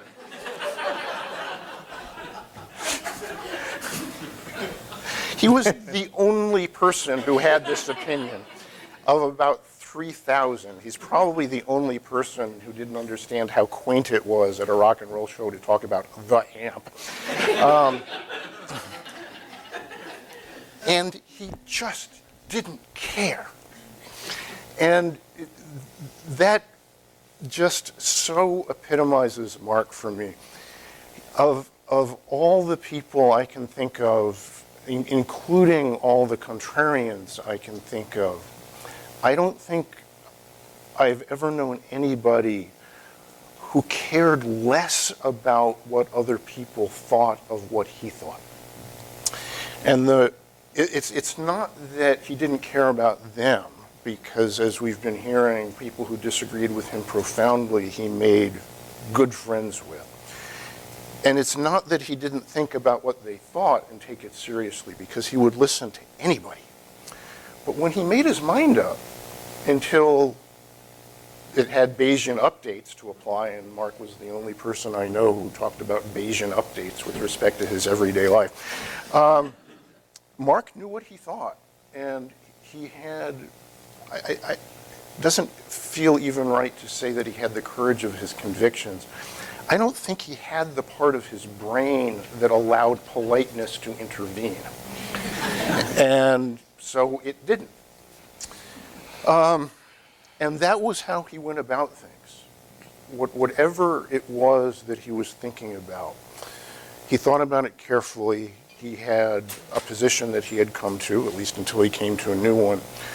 He had absolute reasons for that, whether it was an econometric analysis or my ears hurt and I don't like that. And it didn't matter what room he was in or how much he was outnumbered, you were going to hear what Mark thought. And if you didn't like that very much, he would note that. So then I want to say that I don't think he was a contrarian. So I don't think he was motivated by wishing to disagree with whatever was, the center of gravity opinion. What Mark was a policy analyst. And what that meant was he was engaged in a different enterprise than almost everybody else. So policy analysts ask the question, what should we do? Right? So whatever the question is, whatever the problem, whatever the issue, the question is, what are we going to do about this? And his center of gravity was always in scholarship. And that is not the question that scholars usually ask. Right? The conceit, especially of social scientists, is that they are privileged in being able to answer those questions.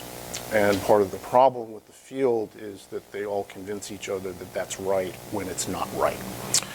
So what scholars do, what academics do, and they're very good at it, and it's very important, they ask the question, what are the facts? So what is the nature of the phenomenon that we're talking about? They say, how did this come to be? So what is the causal pathway that has produced whatever it is we're looking at?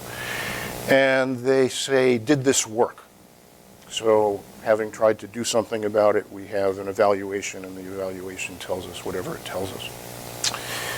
None of that is the same as asking and answering the question, I have an important problem here, what am I going to do about it? And the confusion amongst scholars that set of questions is the same as this question is the source of enormous mischief. And if your life is focused on the what do we do about this, the fact that people don't understand that that's a different and distinct enterprise is enormously frustrating. So to borrow once again from something I talked about at ASC, Mark used to say, Mark and I had a parlor game which was tearing apart the section in every peer-reviewed journal article called Policy Implications. Right? You know what I'm talking about? Oh, too well. Right? Because in these wonderful, heavily mediated, heavily prescribed, heavily mannered pieces of work, there would be the exquisitely careful articulation of the research question, of the existing literature and its findings, of the data sources for this particular inquiry, of the methods, of the conclusions, of the discussion about the weaknesses and the conclusions. And then there's this paragraph at the end called Policy Implications, which is whatever the hell it is the author feels like saying with usually no connection whatsoever to all this earlier work, right? Our attempt to remove guns from the streets through intensive patrol did not produce any, exaggerated recovery of guns or of crime control. Therefore, we need to ban handguns. Oh, right? Mark called it the paragraph of bullshit. And he said, what I've realized after a while, he said, is that when I tell people in academia that I'm a professional policy analyst, what they hear is, I specialize in the paragraph of bullshit.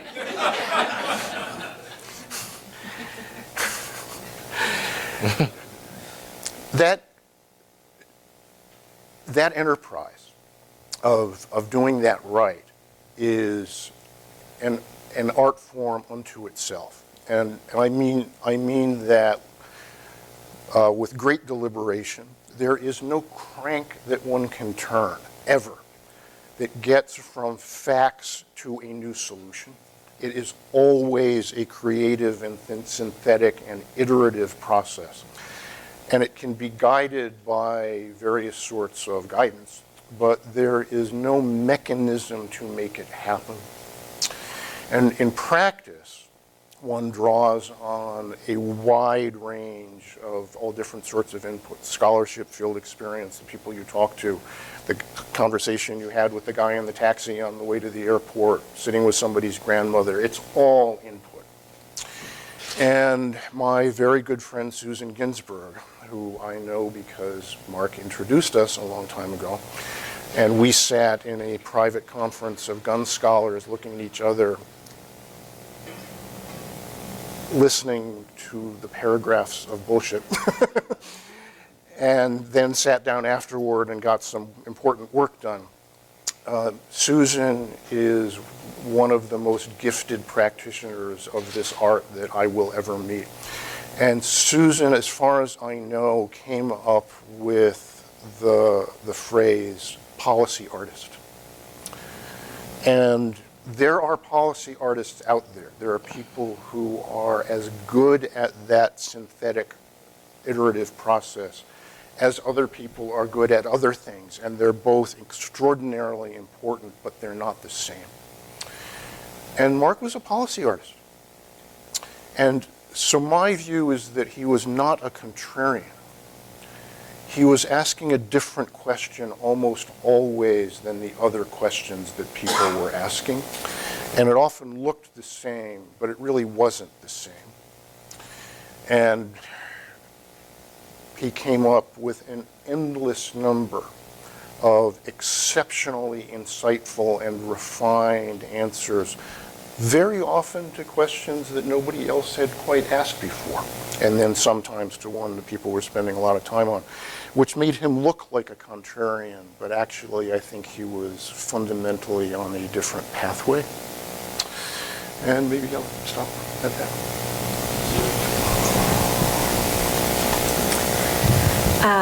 You're a tough act to follow. Yeah, so this is, it's wonderful to be here with all of you today. So I met Mark straight out of my PhD. He was at a summer, so I studied crime and criminal justice policy. There's a big summer conference every year, and Mark was a staple or fixture at that conference for many years, and it was my first exposure to him. And I quickly learned, like, the way this conference would go is we'd sort of, someone would present a paper, and all the academics from, various ivory towers would go around the room and comment on the paper, and then we get to Mark, and he would tell us how the real world actually worked, and, kind of lay this institutional context and wisdom on us. And it was delightful every time.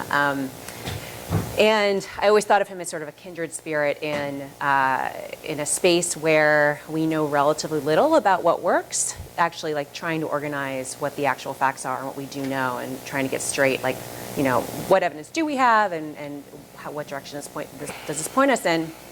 And so there were several conferences I remember where I would pull him aside at some point after listening to some, inevitably a criminologist, go on about how we know all these things, there's just long literature on X, Y, Z, and so we just need the political will to go implement it, and pull him inside and be like, I don't know any of these papers. Is there a literature I'm totally missing? And he would assure, sometimes there was a literature I was missing, usually there wasn't, and he would assure me that we had no information on whatever it was they were talking about. And so we had many fun moments of kind of making fun of the criminologists, which I will miss.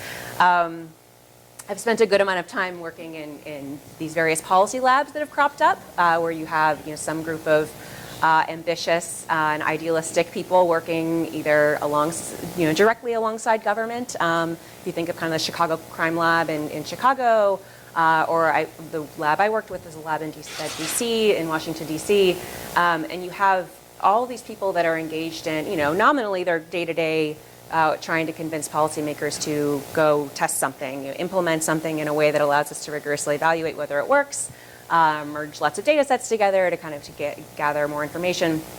The job they're really engaged in is cultural change within government, and trying to get people who are practicing policy on a day-to-day basis, who usually, for very good reasons, don't spend much time thinking about how are we going to evaluate whether this works, right? Because they are worried about, whatever the day's crisis is. But getting them to think longer term and think about social science and think about, how can we be implementing things in a way that that really measures whether we're accomplishing the goals that we set out accomplishing the things we set out to accomplish. And I think of Mark as being sort of the original culture warrior on this front, and especially in the space of criminal justice policy, where we now have the incredible luxury of this just like widespread momentum toward changing the way we're doing almost everything. I mean, this is very unusual. If you think about the various policy spaces that are out there, this is just to have essentially no left and right on basically most of the big topics related to criminal justice. Everyone realizes and agrees that the current system's a complete mess, and everyone's just sort of looking for evidence about how to fix it. And that's a really fun space to be a part of, but you still have a lot of people on the ground who aren't necessarily that interested or patient with academics who come in with ideas and want to test what we're doing. And Mark was just remarkable at being able to have those conversations and having the patience for those conversations. He was much more patient than I am. I think, when I do go around and talk to policymakers, I often say that we should assume that everything we try will fail. And I say that from a very optimistic space that I think was similar to the way that Mark would bring some seemingly pessimistic view to the conversation. But basically the idea is like all of these things are really hard, and our goal should be to fail fast and iterate rather than to pretend that we're not going to fail at all. And so I really do think that Mark really paved the way in sort of not allowing us to coast on our good intentions, to really focus on figuring out what works and to keep iterating until we get to it. I also really appreciate, so he was very kind and generous to me when I was just starting out. I really appreciate that he created the space in policy conversations to think outside the box, right? I mean, again, we're in this space in criminal justice where we just need lots of new ideas and people are more open to it than usual. But I had, I did write this paper on naloxone. It was my first, most of my work in sort of in prisoner reentry. I have a paper on ban the box that also riled up a lot of advocates. And so kind of got my first taste of that experience there. And then I wrote this paper on naloxone and got my first exposure to the public health community. And that is a whole nother world. And I walked away thinking like, I'm never writing another public health paper again. That was a nightmare. And I have a pretty thick skin. And it's just amazing to me that was the community that Mark just loved battling with on a regular basis. And so I just am very grateful to him for paving this way, and I'll miss him.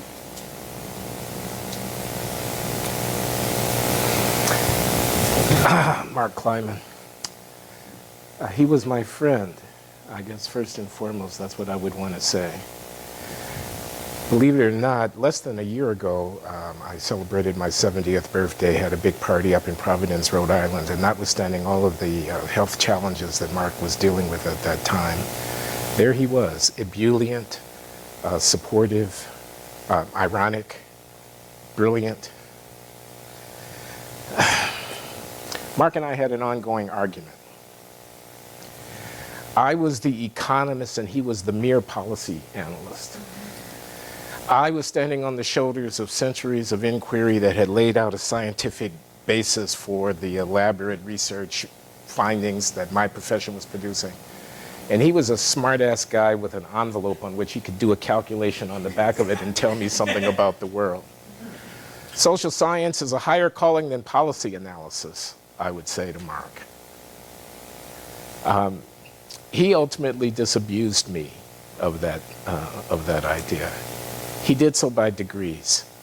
He did so by his example.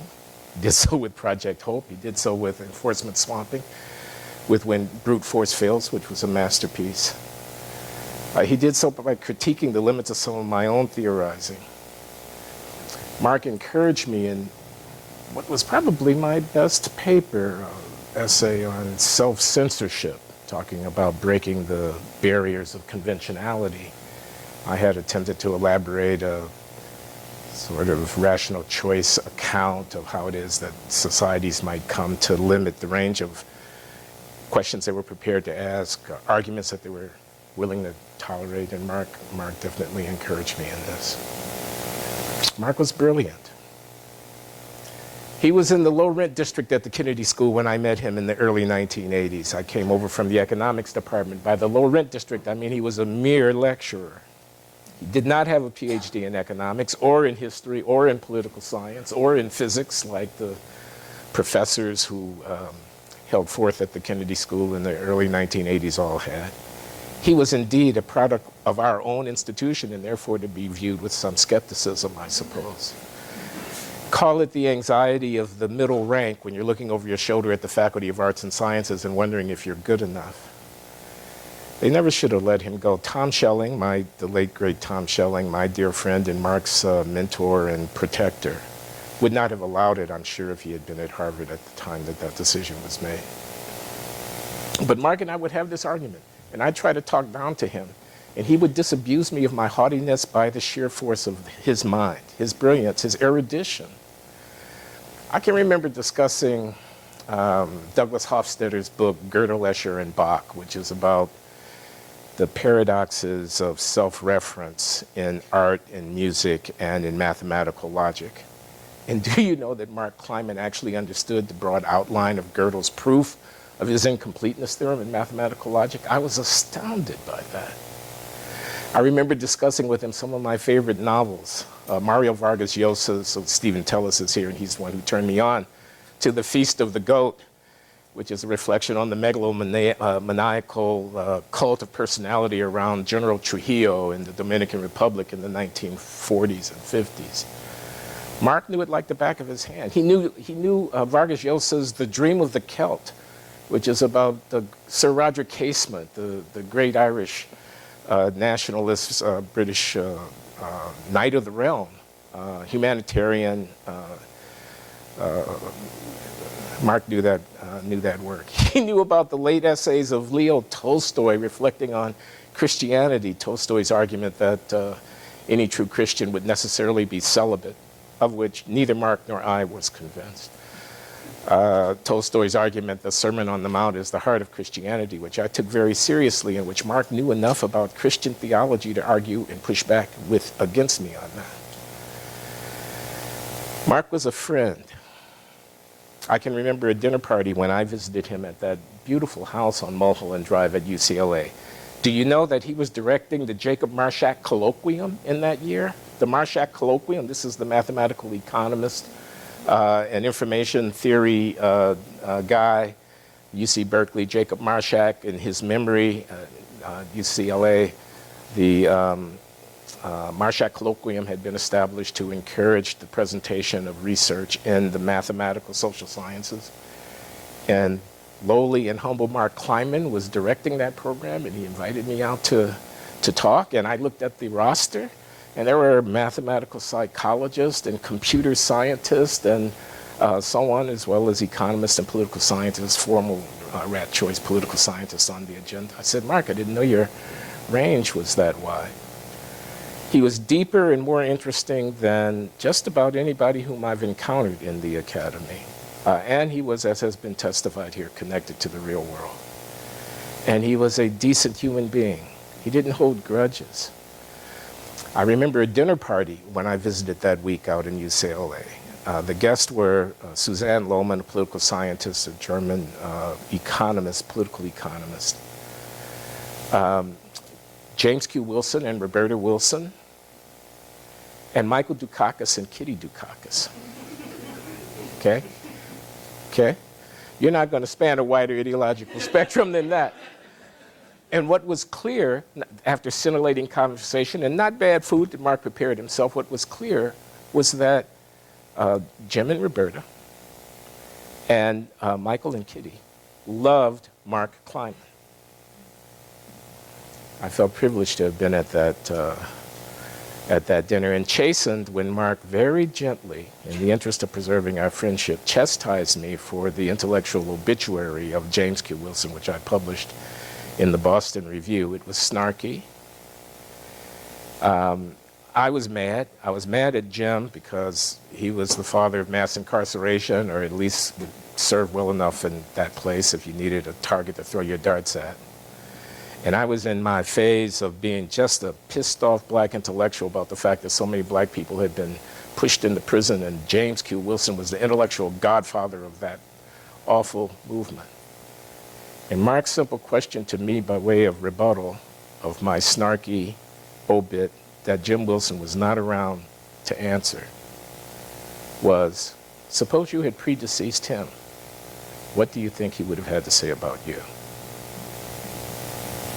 That was Mark Kleiman. I loved him, and I'll miss him. Thank you.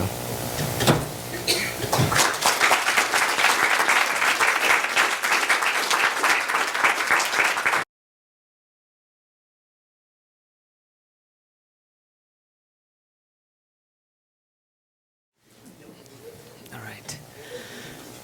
Good afternoon. My name is Bo Kilmer, and this is a session all about mentorship. And oh, how I wanted Mark to be my mentor. I was obsessed with the guy and his writings for about 5 or 6 years before we actually had a conversation. I mean, I had shaken his hand once, and this is a story I told at ASC. But I didn't get to really meet Mark until he was going around the country doing that whole checkerboard tour. A lot of you will remember that. He had that Python program, and he was showing that if he only had a set number of sanctions, by dynamically concentrating them, you'd be much more likely to get to that low violation, low sanction equilibrium than if you just randomly assigned them. So he gave the presentation, and then I had a chance to meet with him afterwards. And he had mentioned that he wanted to kind of make some tweaks to the program and maybe begin to write it up. And I didn't really know anything about Python programming, but I thought I knew enough to where I might be able to pull this off in another language. So, I may have oversold my programming skills, but I really wanted to work with this guy. And, look, he wasn't in my school. I wasn't working at Botech. He said, sure. He gave me a chance. And, I learned a tremendous amount from him, but I have to say it wasn't fun all of the time. For those, especially students of Mark's, it can be terrifying. Now, we all agree he's got a big heart. But when you're working with Mark, you want to come correct. And, I think we all have had those situations where you spend an hour writing a 3-sentence email to Mark because you make sure you want to get it all right. I learned a tremendous amount by working with him, and kind of in doing that theoretical work. That's when I also began to learn about Project Hope and coerced abstinence, and began learning about other types of drug testing. And I remember talking to Mark about, there was some guy at the U.S. Naval Research Labs who had claimed that he had created a remote testing device where you could continually test people for cocaine. This was 20 years ago. So I remember going and talking to Mark about this and trying to figure out, well, what would this mean in terms of the context of, it wasn't swift, certain, fair at that time, it was coerced abstinence. I remember Mark thinking, yeah, whatever, maybe there's something there with the technology. But Mark said, how's it going to be implemented? What would be the unintended consequences of that? And that really kind of, but he pushed me to keep thinking about this. And it was actually in that process that I started learning more about drug testing devices, learned about remote alcohol monitoring, that kind of stumbled upon this program called 24/7 sobriety in South Dakota. And that really kind of changed my trajectory. And Mark was there with me all along the way to kind of ask the right questions. And he was probably one of the biggest cheerleaders for kind of that research, and I really appreciated it. And as we all know, Mark was a big fan of what then became Swift, Certain, Fair, and and especially at criminology conferences, he would get himself into some heated conversations. But the thing I really respected about Mark is that he was the first to say, okay, well, if you've got a better idea, let's test it. Let's do the randomized controlled trial. Let's put it against your assessment instrument. Let's put it against your drug treatment court. And, and that's, we all talk about the HOPE program, but, when the HOPE replication study came out in criminology and public policy in 2016, I think there were a lot of people that kind of saw that, especially in the criminology world, as kind of the final nail in the coffin of Swift, Certain, Fair. But I think that's just wrong.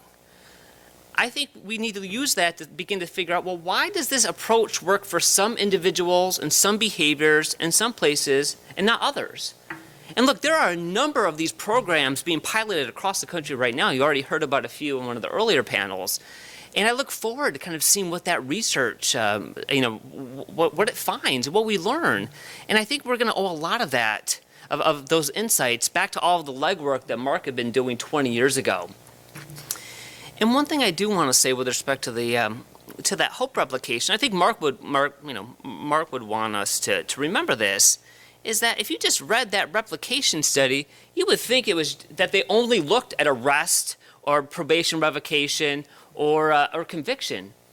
If you read that study, which gets all the attention, you wouldn't know that they actually, tested individuals about their substance use as well. Whether or not you were in the treatment group or in the control group, they actually did oral swabs at 6 months and at 12 months. And guess what? Those that were randomly assigned to the HOPE program were much less likely to test positive for illegal drugs. Remember, this program used to be called coerced abstinence. That was the initial goal. Since we didn't have good information on drug testing, we used to use all these other measures, like rearrest and revocation, as a way to try to be a proxy for substance use. Mark and Angela actually tested people, but you didn't see that in the original report to come out, or that came out in Criminology and Public Policy, and still really hasn't been published. So that's something to kind of keep in mind. And I think, Mark, when you hear people talking about this, I think it's important to remind them. And the thought experiment here is, think about if the insights about its effects on substance use came out in a public health journal before the criminology and public policy piece came out. And this is a really great point that Angela had made in a commentary a couple of years ago, because, we are in the middle of a drug overdose crisis. And there are serious consequences associated to, heavy substance use. So that outcome should be worth something, and it's something we need to think about when we talk about the other outcomes for that replication.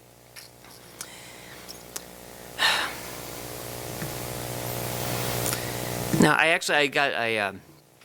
before I turn it over, I got an email actually just a couple of days ago, since this is about mentorship and students, actually just a couple of days ago from one of Mark's students at the Kennedy School. And he actually shared with me some insights that at the time I didn't know, and I want to share those with you. He writes, "It is little known that Mark was seminal in the earliest evidence-based prediction in 1994 to 96 of the fentanyl epidemic, 20 years before the tragedy occurred. Mark realized early on, with student feedback from interviews in Boston and in Moscow amongst people who use drugs and pharmacologists, that this crisis would occur, one precipitated by supply-side dynamics and foreign sources of fentanyl and its analogs. Despite the speculative nature in 1996 of a transformative crisis from a then-rare drug, Mark understood the inevitable impact from new psychoactive substances. Had warnings from those studies and precursor control measures been implemented, countless lives would have been saved." The student went on to say, other than Mark as a leading thinker in drug policy, there was Mark the man, the private person known only to those whose lives he deeply influenced on the most human level. During decades of great personal difficulty in my own life and in the lives of others, Mark was always an attentive, supportive, and loving friend. He was always there when so many weren't. In this aspect alone, remembering his earnest and profound heart, I will always honor his memory. And I couldn't agree with that more. Thank you.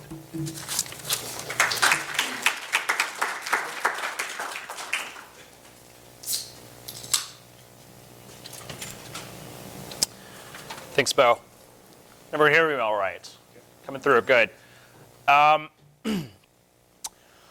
Mark was a man who was defined by the people who mentored him as much as he defined the people he mentored. Someone said at a recent conference that, and I, by the way, completely agree with this, that Mark was more a 19th century scholar than a 21st century scholar. He refused to be siloed into any one discipline. He had a constant quest for knowledge. It was constantly picking up bits of information and accumulating that and using that to inform his thinking. And he had many illustrious mentors over the years: Tom Schelling, Francis Bator, Peter Reuter. And I'd like to acknowledge Peter's absence. He's having a medical procedure that couldn't be rescheduled, and he sends his regards. Peter's been kind enough to MC two previous panels, one at the American Society of Criminology, which was last week, and then the week before that at APAM. Both very emotional and well done conferences. And at APAM, I told a story that is about the first time I met Mark, which I think is a great genre. It's probably a story that I shouldn't tell for professional reasons, but I'm going to do it anyway. It's about the story of me being hired. So I applied for a job as his research assistant about 4.5 years ago. I was interviewed by a couple of his staff members. They seemed to like me. However, I knew that I was vastly unqualified. I'd never gone to an institution of higher learning that had a policy analysis or public policy program. I frankly didn't know much about them. I was beginning a course of study for a PhD in history, in American history. I thought at best I'd find some, I'd meet some people who maybe liked me a little bit and could tell me what I was missing in my life that would help me be a policy analyst. And luckily Mark's team are a very inclusive bunch, and they liked me, and they said, hey, go interview with Mark. If he likes you, maybe you'll get the job. And so I did, and of course, I went wearing my one suit, and I was very nervous, and I'd read all about him. And I went up to his office at Marron, at our old offices, And in typical Mark fashion, he assumed someone had already hired me. He started giving me tasks. Yeah, he's like, all right, I need to go to China, but I need to go to Sweden first, and you're going to need to do all the logistics. And and frankly, I wasn't even living in New York full time yet. And so I didn't want to disabuse him of this notion, of course. So I just said, yes, just could you give me 2 days to transition into the role? So that was that. And Mark has a reputation for giving responsibility to juniors and letting them grow into those responsibilities. People have said that before, attributes to him.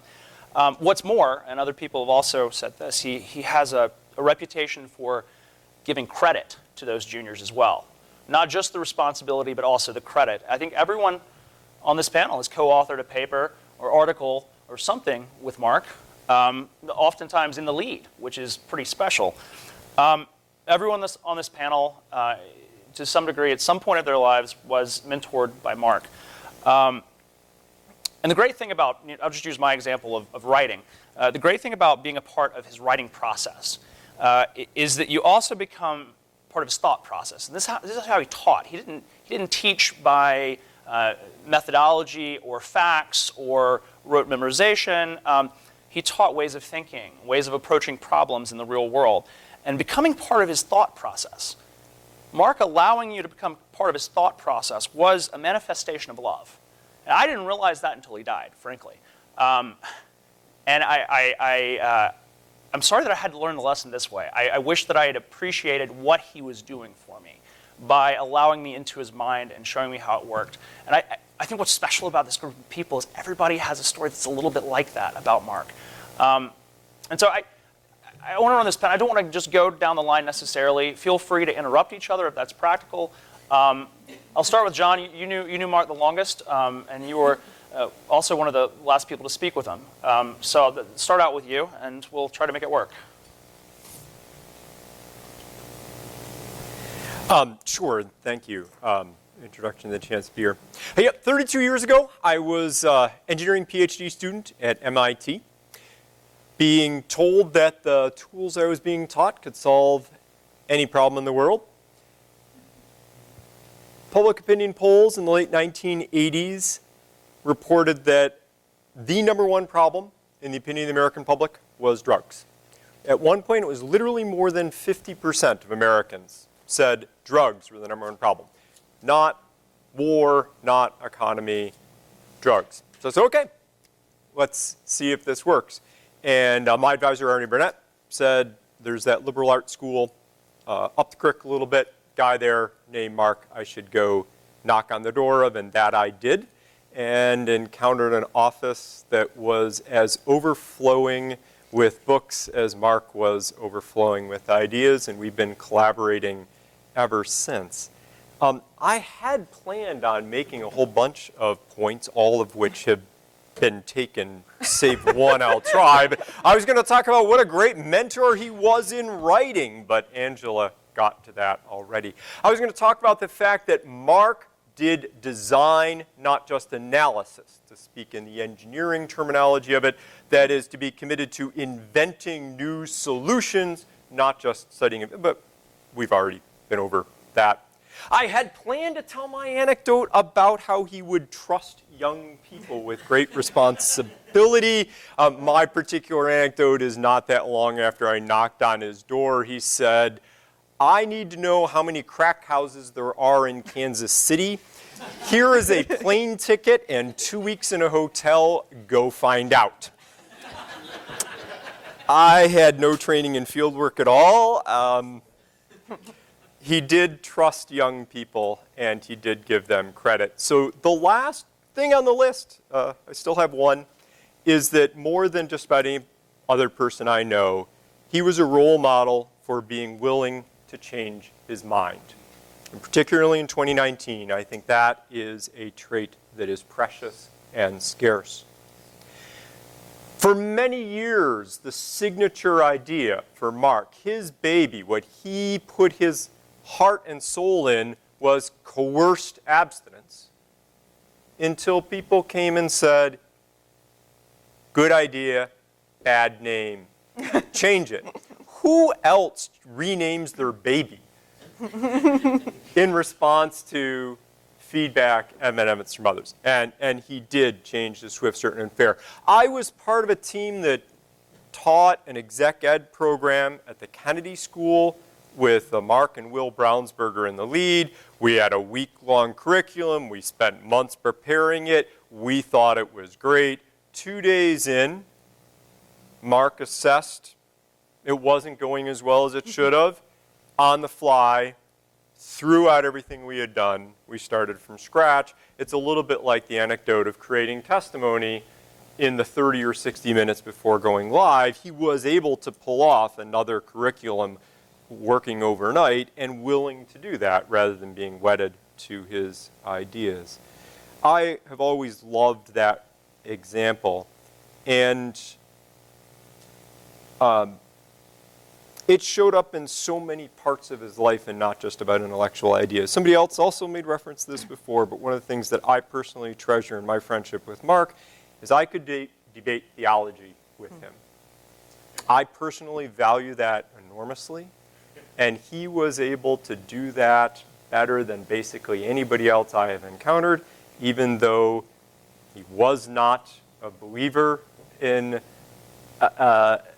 one particular religion or another, and it wasn't even necessarily a religion that was the one that he knew the most about. And yet his breadth of intellect allowed him to carry on those conversations, teach me, and that's something for which I will always be grateful. Thanks, John.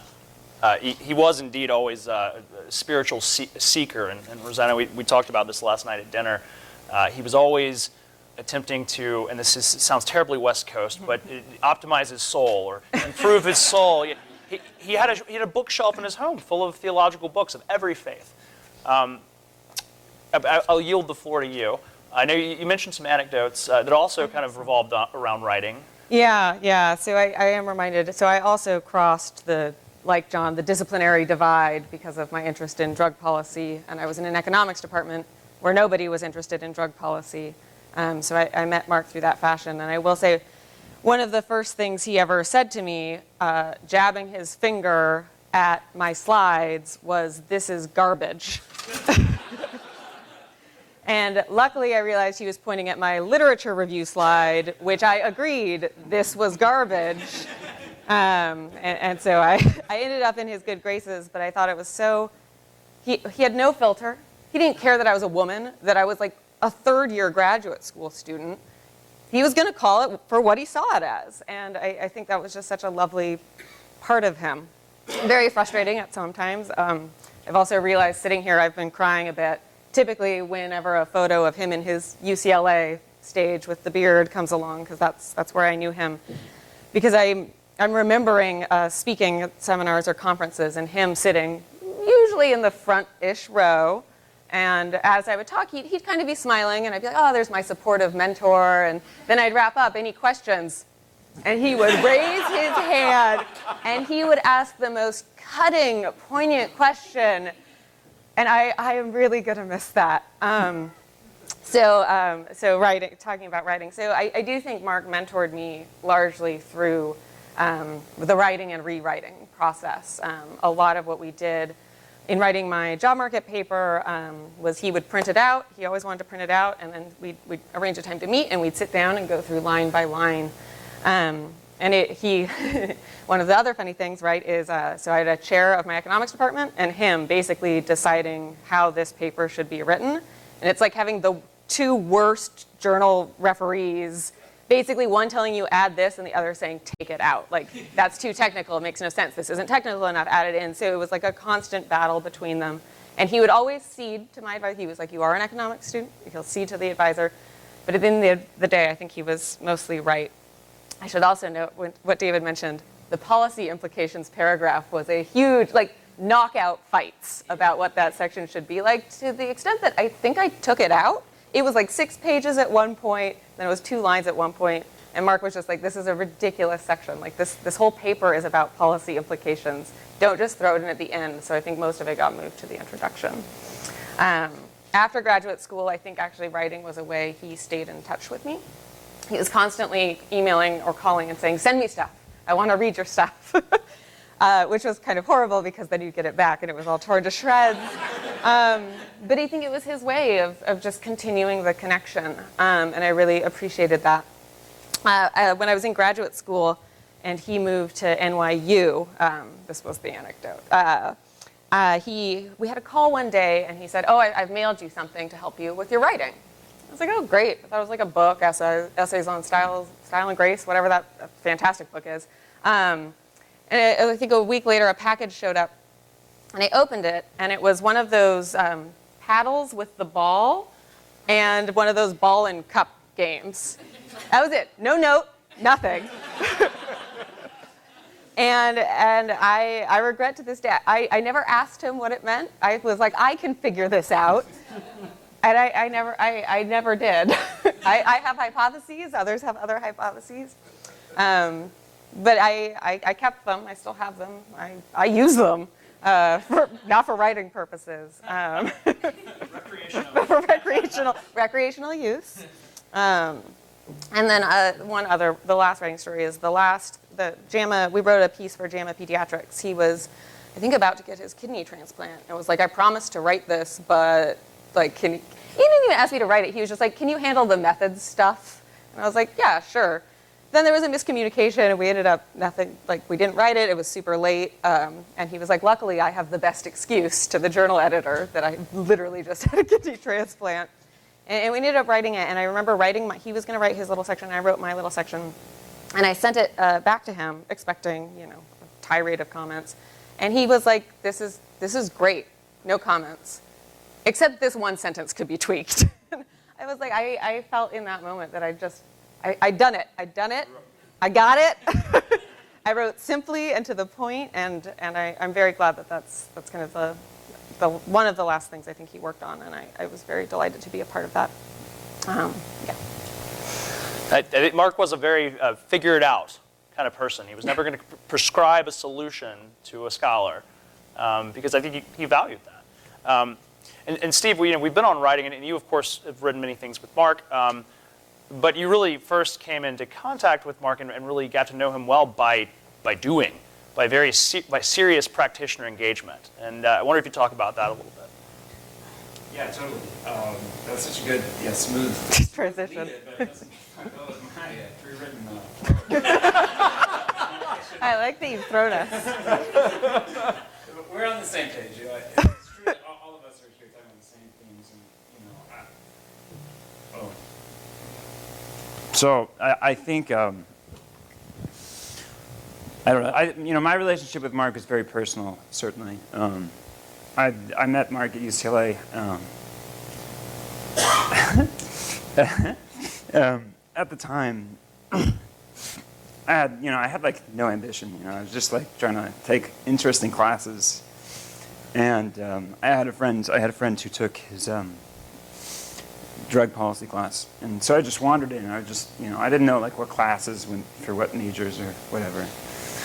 And Mark's the only professor they took 3 classes with at UCLA. And so pretty much, 4 courses were in the public policy minor curriculum. So he really taught me pretty much everything I'd learned at that point about policy analysis. And, I don't want to overplay this, but Mark was like a father to me in a lot of ways. And, I think there's a joke I could say, don't tell my dad. But I think my dad loved Mark. My dad met Mark. And, I think, for instance, for him, my father is someone who is very passionate about issues of drug policy, crime policy, incarceration, and often just really fuming with passion, anger, and concern about it. And, I think Mark can play this role where he had all the answers. In a very calm way, and obviously very disagreeable, very willing to say the wrong thing or to say something controversial. But through that approach, there's a calmness that I think was really helpful to a lot of people. The first time I spoke to Mark was probably like maybe 15 weeks into his course, and I was trying to talk to him as he was walking to the lecture hall about him going to an ISSDP conference in Lisbon. Just utter failure of small talk on my part. I couldn't crack the guy. I couldn't crack him at all.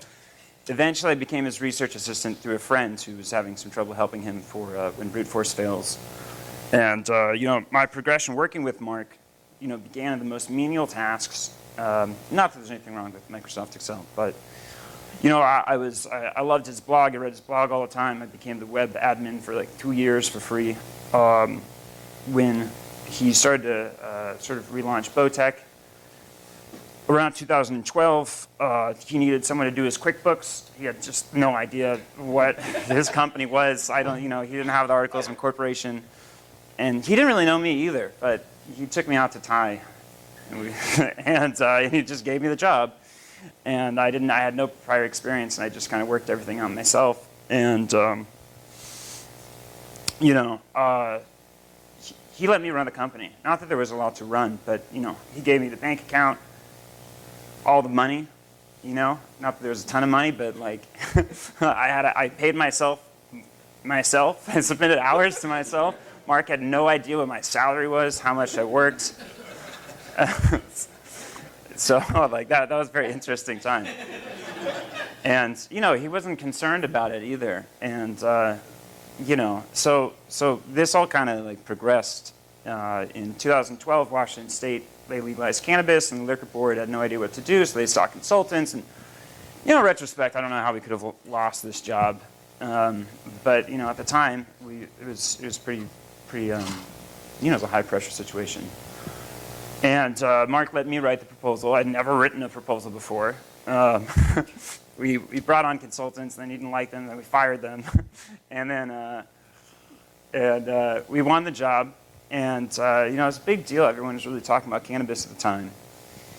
And there was a press conference that was set. The date was set, and Mark said, "I can't go because I have my MPP students," which is like obviously like very unusual response. I don't know. We have a lot of professors in the room. I don't know how many people would make that trade-off. That he wanted to be there to grade the 2-year master's program thesis rather than go to his national press conference. But that was how, so Mark said, "You should go." I said, "Okay, well, fine, I guess." And I went and I did the press conference, and it was very scary. My knees shook a lot, and there's AP and everything. And when I finished, everyone said, "That was a good job, great." And Bo was there. And I turned to Bo, I was like, "Bo, this is not how to run a company. Like, this is so crazy. What? Like, was this serious, like, managerial neglect?" And I think that's a theme with Mark is, I learned at one point that there's a difference between a leader and a manager. And Mark was not a manager. Richard's story is like so perfect for this. I don't even think Mark hires people. He just trips over them. And then, Richard's story really gets that to a T. I was here on vacation from South Carolina. Yeah, and if it sticks, it sticks. And so I think there's some interesting things about him. Is he left kind of like a lot of emptiness around him. So he has this hyper focus. Lowry used to tell me these stories, just like all this disregard in his life of like not wanting to deal with anything he didn't want to deal with. In the 80s, I guess, like he befriended a taxi driver, and whenever he needed something from the hardware store, he would just get the taxi driver to pick it up for him. And I know, Jane, you talked about how all of his clothes are the same color, and all of his shoes are the same shoes. So if he loses a shoe, he puts the other shoe on. I was always very nervous when I was working for him back in those days. And we would meet like important people, Allison Holcomb, who wrote the law, she was with the ACLU. And I was just constantly intimidated. Mark never broke a sweat. And even in these high-profile meetings, he would just have like bear crumb crawls all over his shirt and all over his tie. But it was instructional because nobody cared, and Mark never really sought to compete on that grounds. And, I think he kind of was himself, and he let other people be who they were going to be. And I don't know, I guess that sounds like I'm nearing towards the end of my spiel. But one Mark quote that I really like, someone wanted to talk about Mark quotes earlier. He said the U.S.'s 3 worst exports are McDonald's, drug policy, and rap music. Very opinionated. You know, he's always opinionated. But, you know, one of the last conversations I guess I had with Mark was about the idea of a hero's journey. And, you know, one thing I always liked about Mark is very extremely, like, you know, politically inclined and very extrospective in that way, but also very introspective. And, yeah, I mean, he talked about, you know, what the hero's journey is, you know, you have someone who's coming from the city, they're coming from the conventional life. They go out, they have their you know, adventure into the wilderness, into disorder, into, you know, somewhere they are learned, where they learn and they have to be challenged, and they return to the city. And you know, what Mark said that people often forget is, like, at the end, when you come back to the city, you're supposed to share this knowledge with everybody. And I think Mark really epitomizes that, because, you know, Mark was always like a Martian on Earth. But he brought all of that too, I think, for, like, the embetterment of the world, despite himself, you know, often being an outsider and being comfortable in that role. And I think that's what makes him special. So I want to piggyback on that slightly, and just talking about how he ran a company, and how, you know, what he prioritized. You're prioritizing his students and teaching over prestige and visibility. He was a man, if you ever went to his apartment, you know this, and I think most people in this room probably have spent time at his apartment, or at least at his office. He is a man who did not care about stuff. Now, he had many things. He had a lot of books, for instance. It was mostly books. Very few items of conventional value, a whole lot of books. And I think each one of those books was a teacher to him. And in fact, he called his mentors his teachers. And John, I'm going to go out on a limb here just because I'm curious. And I don't know if you have an answer to this. If you don't, it's fine.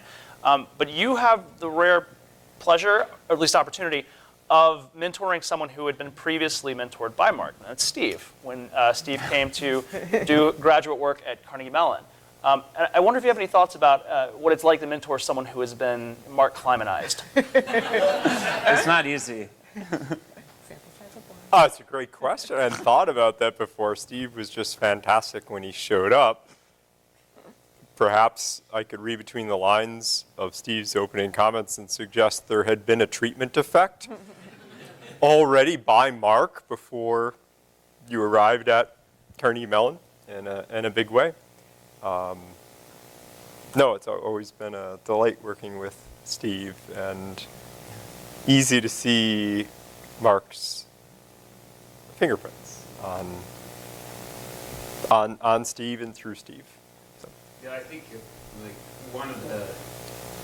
I think there's an amount of, like, unsocialization that you acquire through working with Mark at such an early age, and I think, right, there's like a certain amount of wolf in the you know, among dogs feeling about it. You know, but I think that's, whether you're talking about Mark or me, I think that is like a really good advantage for someone to have that outside perspective. If I could, I'd like to offer a Botech thought from when I was the age Steve was when he was first interacting with Mark, which is, Mark explained to me that he had this company, and I loved the name of the company, Botech, back of the envelope calculations. If I wasn't already a fan, that would have won me over. But I remember going to the offices in Cambridge and meeting Jenny Rudolph, who was introduced as the president of the company, and Jenny was sort of giving Mark orders. You're going to go do this, you're assigned to this, and I did not understand this at all. But then I slowly caught on. Mark owned the company, but he effectively fired himself as president because he knew he could not manage. So he hired somebody else to be the president, and his title at that time within it was like chief analyst or something like that. The humility and the wisdom and the self-knowledge that comes from hiring someone to be your boss in the company you own. That's fabulous. It is. So we talked about some archetypes here, and I'll wrap up. But we talked about some archetypes today. Steve mentioned the hero most recently. Something that popped into my head as the archetype is, I always thought of Mark as the magician. just when things would seem the most dire, we weren't going to get some grant, somebody canceled a meeting, didn't want to see us, didn't like our ideas, just when things were dire, Mark would call and say, everything's fine, we're getting $500,000. And it was creating these opportunities, and I always thought it was magic, but what it really was is he knew and was loved by so many people that all he had to do was pick up the phone. And he picked up the phone a couple of times, and he created an opportunity for us. And so just to close, briefly, I'd like to go down the line and ask everybody, what's the most important, at least the most important thing you can think of right now, opportunity that Mark created for you? Professional answer is co-authoring with him, specifically the books. The personal answer, I think of a slightly different spin. And you're right, he was the magician. He made it seem effortless. But I'm most impressed by his optimism, even when things seemed dire. He had faith that things would come through when many people would have not slept and would have given up. This is about Mark, not about me, but for those you know, there have been a few challenges in my personal and family life over the recent years. Mark's example of having optimism and believing that the miracle would come through has been enormously valuable to me and my family and my ability to father my children successfully through these challenges. And that is priceless for me. I think both professionally and probably personally, Mark helped ingratiate me or induct me into kind of a larger society of drug policy and criminal justice researchers that I feel so blessed to be on email chains with. And I honestly, most of the time, don't feel worthy of being a part of. I think he made inroads for me that I have no idea how I would have made that happen in his absence. I also think, so at some point in my graduate career, my chair said, can you choose a more traditional economics topic for your job market paper? Mark called her an idiot. And I mean, again, I think he said, like, you do what you have to do. But I think he helped give me confidence or an appreciation of the value of ideas, even if they're not fully formed yet, and even if you don't know how they'll turn out. And I think that was something it would have taken me a lot longer to gain had I not had him that early in my career. For me, it's an easy question because my whole career was from Mark. So I don't know. It's just everything. Otherwise, I was going to go to law school, but Mark told me not to go to law school. Mark, any reason? Mark made the same decision. He always said that there's since 1969 or whatever, there's been an acceptance letter from Yale Law in his inbox. So he decided a different path because he wanted to engage with the world, I think, rather than go to academia.